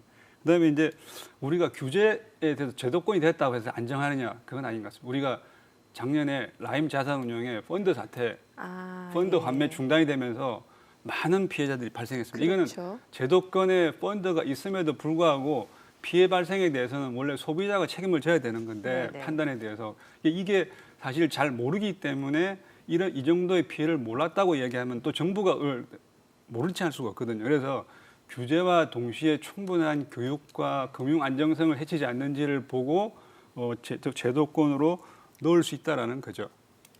제도권 그러면은 대표님이 생각하는 제도권이라고 하면은 어느 정도까지가 제도권으로 볼 수 있는 거예요? 지금 저는 캐나다는 ETF를 출시했지만 미국은 출시하지 않는 이유는 굉장히 안정적인 생각이라고 생각하는 게 예. ETF는 여전히 비트코인의 가격 변동성에 굉장히 영향을 많이 받습니다. 그래서 가격 변동성이 그렇게 심하게 있으면 이거는 제도권으로 할 수 있는 금융 상품을 보기에는 좀 어렵습니다. 그냥 네. 단순히 우리가 상품으로는 볼 수 있겠죠. 그래서 네. 가격 변동성이 좀 줄여야 되고요. 그다음에 여기에 대한 이 상품을 이렇게 운영할 수 있는 회사에 대한 조건이나 허가에 대한 규정이 서로 공감되고 형성이 되어야지 네. 다음부터는 이게 제도권 내에서 금융 상품으로 운영될 수 있다는 거죠. 알겠습니다. 자, 저희가 지금 얘기하는 과정에서 특근법이라는 용어가 나왔습니다. 자, 이 특근법에 대해서 제가 간단하게 좀 풀어서 설명을 드리면 이제 특정 금융 거래 정보의 보고 및 그리고 이용 등에 관한 법률을 줄여서 특근법이라고 말하는 거고요. 이제 개정안이 통과돼서 이제 암호화폐 시장이 제도권 궤도에 오르기 위한 과정에 있다라고 보시면 될 것 같습니다. 자, 제가 특근법을 좀 설명을 해드렸고. 자, 그러면은 박연미 경제평론가님께서는 이 암호화폐, 비트코인, 결제 수단의 지위에 대해서는 어떻게 보세요? 앞으로 좀 시간이 많이 걸릴 수밖에 없는 것 같긴 한데 이게 네. 결제 수단으로 인정을 받을 수 있을지도 참 궁금해지네요. 일단 뭐 결제 수단으로 사용하고자 하면 받는 사람이 오케이 하면 지금도 얼마든지 쓸 수는 있어요. 예. 과거에 제가 이제 기사를 쓰려고 네. 이 비트코인을 가지고 인천에 있는 한 빵집에서 빵을 사 먹은 적이 있거든요. 비트코인으로요? 네, 예. 비트코인으로. 지금 가치로 따지면 제가 한 5천만 원짜리 빵을 먹은 거죠. 그때 당시 생각하면 그때는 이게 뭐야. 예. 이 개념들도 없었고 예. 굉장히 뭐 지금 한 10년 전 얘기니까요. 개념도 없었던 데다가 받아주는 데들도 없었고요. 근데 그 빵집에서는 받아줬던 아, 거죠. 그렇죠. 그리고 거기뿐만 아니라 신촌에 있는 곱창집, 예. 강원도에 있는 한 놀이공원에서는 그 어린이들이 이용하는 놀이기구 있죠. 예. 그 지금도 비트코인을 결제할 수 있는 그 바코드 같은 게 거기 예. 남아 있거든요. 예. 거기는 이제 지금 운영을 안 합니다만 그때 그걸 상징적으로 받아주는 데들이 있었어요. 근데 그때는 여기에 뭐 결제 수단으로서의 어떤 적극적인 활용이나 아니면 그런 것보다는 우리가 이만큼 트렌디하다. 예. 우린 트렌드 세터다. 이런 걸 보여주고 싶어하는 사장님들이 그런 것들을 도입했었거든요. 뭐 지금은 그 곱창집에서도 현금만 받고요. 예. 뭐다 달라졌습니다만 명동에도 지금 뭐 한두 군데 있어요. 지금 아. 실내 사격장 이런 데서 비트코인 받아주는 데들이 있는데 예. 이제는 뭐 5천만 원짜리 비트코인 내고 안 쓰시겠습니다만 네. 그래서 자산 가치가 고정돼 있지 않은 자산을 가지고 상거래를 일반적으로 하기엔 저는 좀 어렵다고 보고 아. 테슬라이기 때문에 저는 저 선언이 가능하다고 봐요. 예. 회사 차원에서 충분히 우리가 어느 정도의 리스크를 감당할 준비가 돼 있다. 15억 불어치를 샀다고 신고를 했잖아요. 그러니까 우리가 이걸 법적인 제도 내에서 해지를 하는 수단으로서도 쓸 수 있고 투자도 할 수 있고 또 결제 수단으로서 그걸 받아준다는 게 테슬라가 가지고 있는 전기차 그 이상의 그러니까 새로운 시대를 열어가는 혁신적인 상품으로서 이미지를 유지하는 데 도움이 되기 때문에 그래서 여기에 투자를 하고 리스크를 감당하는 것이지 일반적으로 상용하기 쉽지 않다고 봐요. 그래서 예. 아직까지는 뭐 주고받는 사람 간에 합의가 있으면 가능하겠지만 네네. 일상적으로 통용하는 데에는 가야 할 길이 멀고 비트코인과 나머지 알트코인으로 구별이 되잖아요. 예. 그래서 비트코인 암호화폐 시장 안에서는 포트폴리오의 분산이라는 게 사실상 의미가 없는 게 모든 그 암호화폐 가격이 비트코인에 사실상 연동이 되잖아요. 그렇죠. 근데 비트코인 이외에 나머지 것들의 자산 가치가 그렇게 높지 않기 때문에 글쎄요, 이 시장이 어떻게 흘러갈지는 좀 신중하게 지켜봐야 될 것 같습니다. 어떻게 보세요? 그러면 박성준 센터장님께서는 이 비트코인이 결제 수단으로 이용이 될 수 있을지에 대해서 어떻게 보세요? 결론적으로 말씀드리면은 비트코인의 목적은 결제 수단이 아니에요. 아, 왜냐면, 원래 목적 자체가. 원래 목적이 예. 결제 수단으로 사용하겠다는 게 아니기 때문에 이제 현재 시장에서 아까 말씀대로 받아주는 사람이 있으면 쓰는 거죠. 제가 그 테슬라 일론 머스크가 결제 수단으로 받아들인다고 얘기한 거는 이걸 결제 수단으로 허용하겠다는 측면보다는 예. 일론 머스크의 저는 큰 빅피처가 있다고 생각을 합니다. 일단 첫째는 일론 머스크는 비트코인이라는 자산을 많이 모으고 싶은 거예요. 아, 본인이. 예, 본인이. 예. 그러니까 왜냐하면은 비트코인을 10억 불도 샀고 그 다음에 또 왜냐하면 그게 아마 일론 머스크 그 테슬라의 자산의 한 8% 정도라고 얘기를 합니다. 예. 그리고 그걸로 인해서 이제 미국의 증권거래위원회하고 뭐 여러 가지 마찰이 생깁니다. 제가 볼 때는 현재 일론 머스크가 살 수 있는 정도의 최대치가 아마 8%라고 생각했던 것 같아요. 네. 그럼에도 불구하고 이제 일론 머스크는 더 많이 갖고 싶은 거죠. 어떻게 갖겠느냐? 그럼 자기가 가지고 있는 상품을 팔면서 비트코인으로 결제를 하는 거죠. 예. 생각해 보세요. 비트코인이 계속 오른다 그러면은 누가 비트코인으로 그 전기자동차를 사겠습니까? 기다리고 있다가 더 싸게 살 수가 있는데. 예. 그리고 만약에 비트코인까지 계속 내려간다면은 일론 머스크 회사는 망하겠죠. 그러니까 그런 어떤 리스크가 있겠죠. 그래서 제가 볼 때 비트코인 같이 변동폭이 큰 거는 결제 수단의 목적이 아니기 때문에 비트코인은 결제 수단이 될 수 없습니다. 그럼에도 불구하고 테슬라가 이러는 이유는 자기가 비트코인을 확보하는 또 다른 하나의 채널을 또 다른 채널을 하나 갖고 싶은 거예요. 예. 그리고 그 채널을 갖는 게 현재 비트코인의 자산수 인정에 대한 여러 가지 시장의 흐름을 보니 그렇게 크게 폭락하지는 않을 것 같다. 자기가 감수할 수 있는 정도의 해지는 될 거라는 생각을 한 거죠. 예. 그거는 또 다른 측면에 봤을 때는 일론 머스크는 비트코인 자산의 안전하다는 거에 대한 인식을 하고 있다는 거고요. 그럼 그걸 다 모아서 뭐 할까? 전기자동차라는 게 뭐냐면은 이제 테슬라의 꿈 중에 하나가 뭐냐면 단순한 전기자동차가 아니고요. 예. 자율주행 전기주행차로 가는 거 아니겠습니까? 그렇죠. 그 자율주행이면은 전기 충전해야 되잖아요. 예. 전기 충전 어디서 하나요? 주인이 없는데. 앞으로 세상은 전기자동차가 자기 충전소에 자기가 스스로 자율적으로 가서 이제 충전을 한다면 하게끔 하는 세상이 올 거고요. 그러면 돈이 있어야 되잖아요, 지불이. 그때 주인이 없는데 뭐 신용카드 쓰겠습니까? 못 쓰겠습니까? 그럴 때 가장 적합한 게 P2P 형식을 갖추는 암호화폐가 될 거라는 거죠. 제가 그거 플러스 일론 머스크는 지금은 현재 기업이죠. 금융기업은 아닙니다. 예. 그런데 페이스북도 그렇지만은 일론 머스크는 테슬라가 전기자동차 미래 자율주행차까지 가면서 하나의 커다란 금융 생태계도 갖고 싶은 겁니다.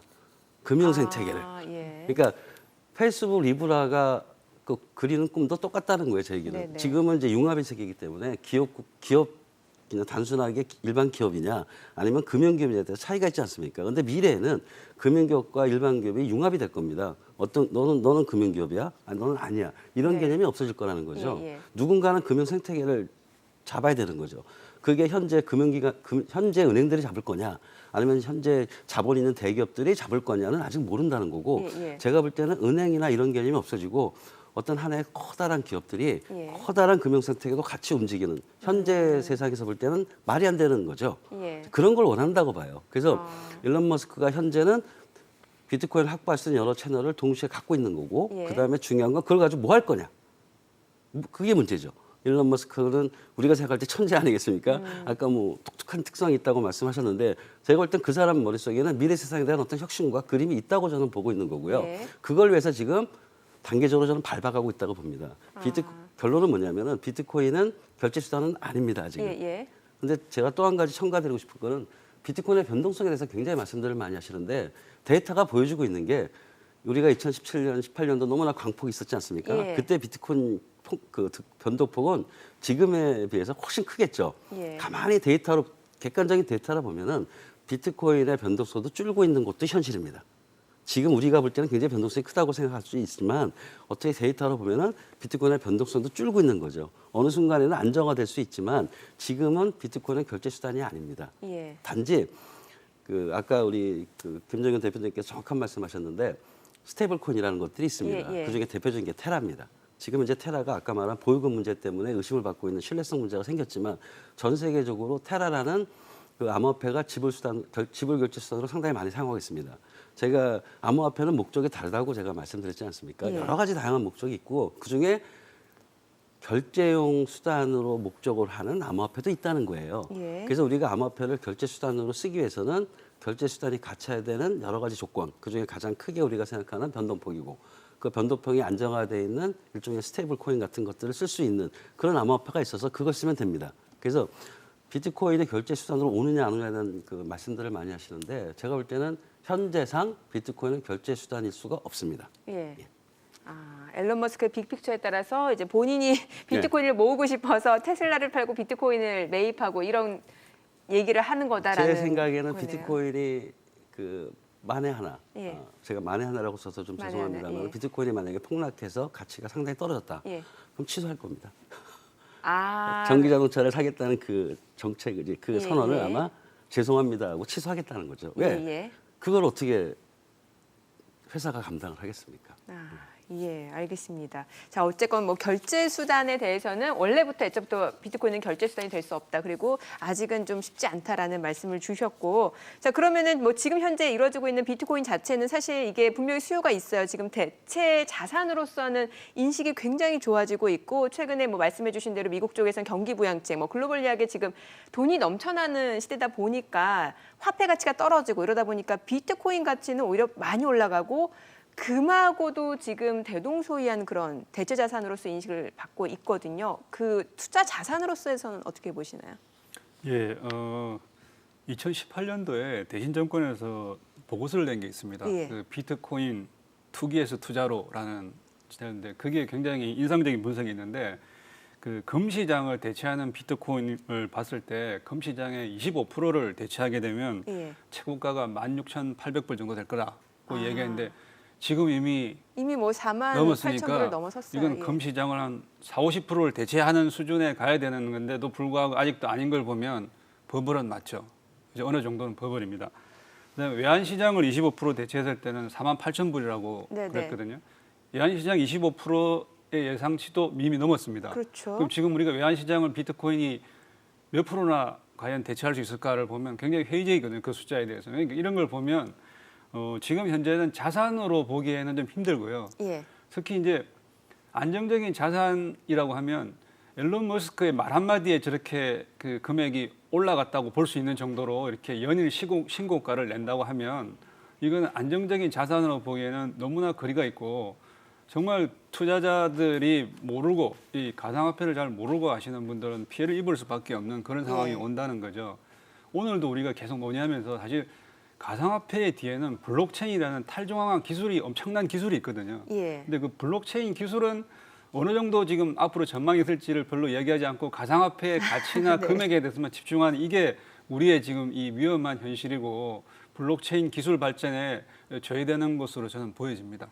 블록체인으로 다음번엔 저희가 얘기를 해봐야겠네요. 잠깐 블록체인으로 지금 대표되는 비트코인만 얘기하는 자체 현실이 문제다라고 왜냐하면 테슬라가 작년에 주가가 8배 올랐습니다. 예.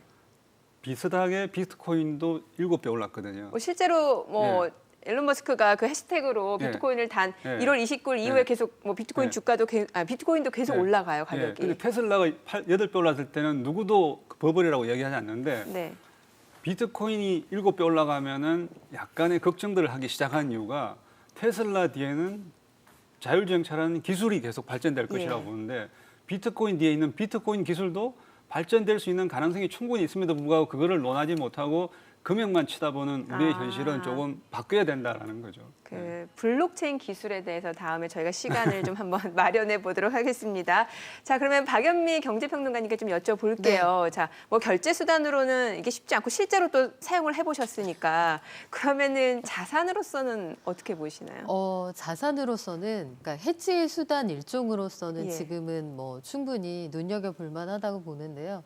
그 달러가 아마 네. 무한히 쏟아져 나올 것으로 예상이 되는 상황이잖아요. 지금 미국에서 아직까지 확정은 안 됐습니다만 예. 무난하게 의회를 통과할 것으로 보이는데 최대치로 치면 대략 2,100조 원에 이르는 달러가 추가로 시장에 풀린다고 보면 달러가 가지고 있는 패권을 위협하는 상황이 꾸준히 벌어질 수 있고 그래서 우리도 서학개미들이 걱정하는 게 그거잖아요.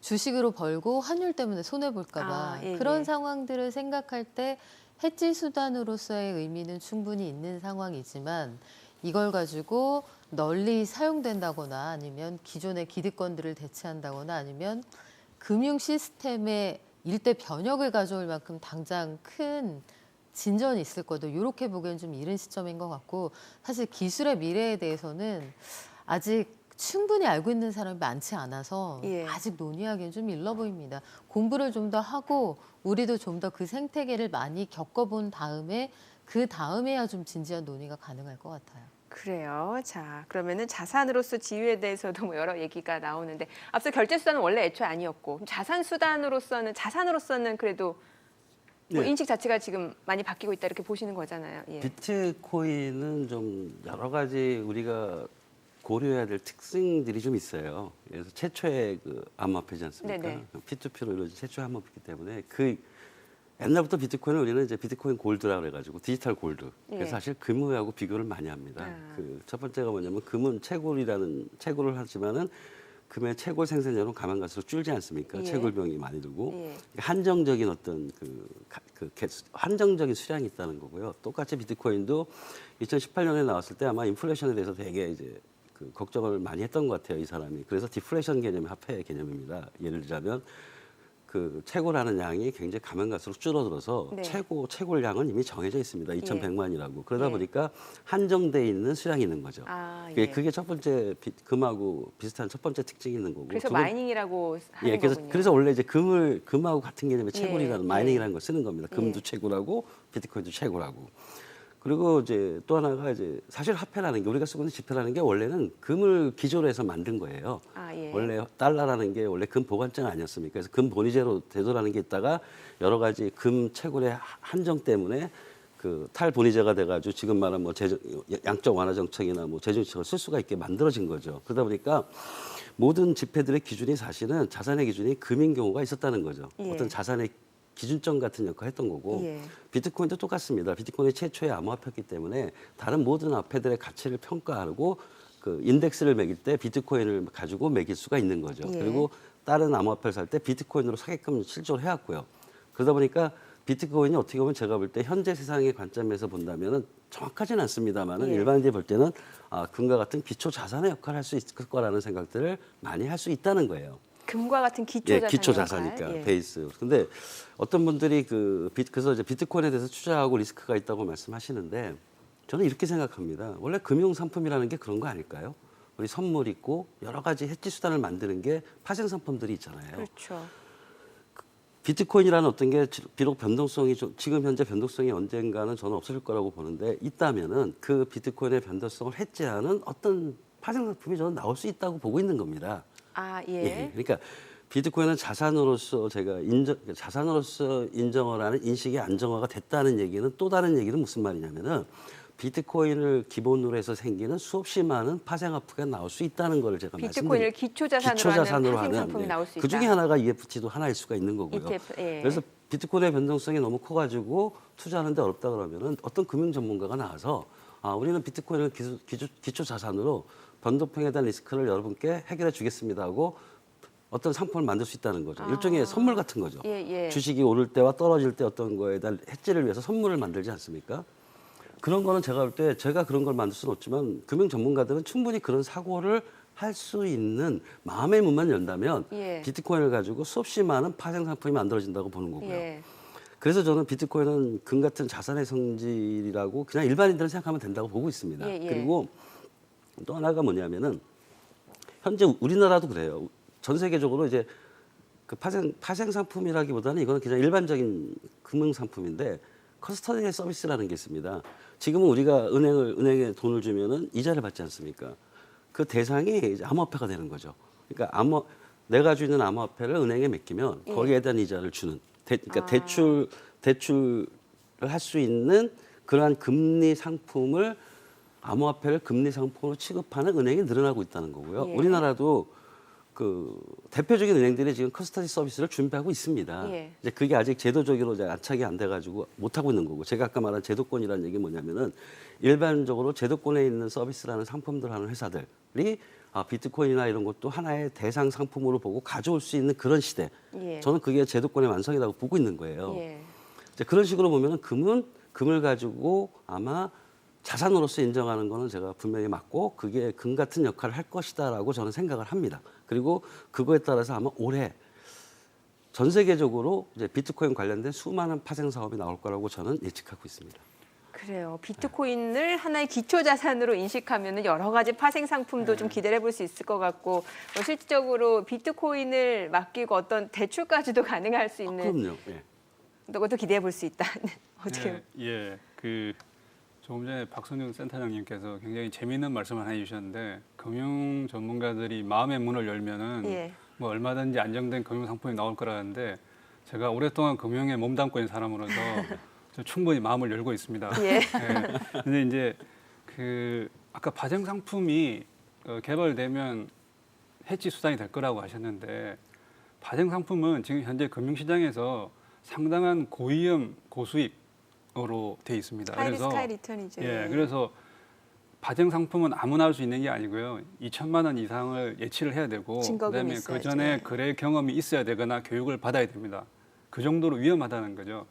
근데 이제 파생 상품이 왜 위험하냐? 물론 그 옵션을 통해서 해지를 할 수 있는데, 우리가 쉽게 얘기하면 ELS 요새 많이 가입하시죠. ELS 가입하면은 그 주가 지수가 90% 이내이면 3개월 내에 환매되고, 뭐 네. 80% 이상 안에 들어가면 50% 이상일 때 1년 이상 가야지 환매가 되는 그런 게, 50% 정도 하려고 그러면 가격 변동성이 50%는 엄청난 거거든요. 그때도 이제 어느 정도는 원금에 손실이 있을 수가 있는데, 지금 우리 가상화폐는 50% 뭐 30% 하는 게 하루 만에도 일어날 수 있는 일이기 때문에, 파생 상품을 만약에 만들었을 경우에 이 파생 상품에 투자한 사람들이 엄청난 급격한 손실이 일어날 수 있다는 거죠. 그래서 파생 상품은 어느 정도 해지 수단은 되지만 굉장히 고위험하고 고수익을 원하는 투자자들한테 맞는 것이지 일반 대중들한테 맞는 것은 아니다. 네.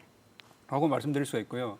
우리가 외환 투자도 해지를 하기 위해서 키코라는 네네. 상품이 있었고요. 그러네요. 10년 전에 예. 키코 투자로 인해 가지고 외환 상품을 충분히 파생 상품으로 한다고 믿었던 중소기업들이 네네. 많이 도산했습니다. 키코 사태 때문에. 그래서 이게 파생 상품이 되는 것조차도 금융 전문가들 입장에서 볼 때는 예. 어느 정도의 변동성이나 이런 해지 가능 수단이 될 때 상품으로 개발될 수 있는 것이지, 그냥 우리가 막연히 네. 옵션이나 이런 걸 통해서 할 수 있는 건 아니다. 그래서 금융자산이 되기 위해서는 역시 여러 가지 환경이 좀 안정이 돼야지 금융자산도 만들어낼 수 있다라는 걸 좀 말씀드리고 싶습니다. 알겠습니다. 뭐 저희가 오늘은 또 제한된 시간에 좀 말씀을 좀 나눠봤는데, 다음에는 조금 더 시간을 마련해서 세 분 이야기 좀 들어보도록 하겠습니다. 오늘 박성준 센터장, 김종현 대표, 박영미 평론가였습니다. 잘 들었습니다.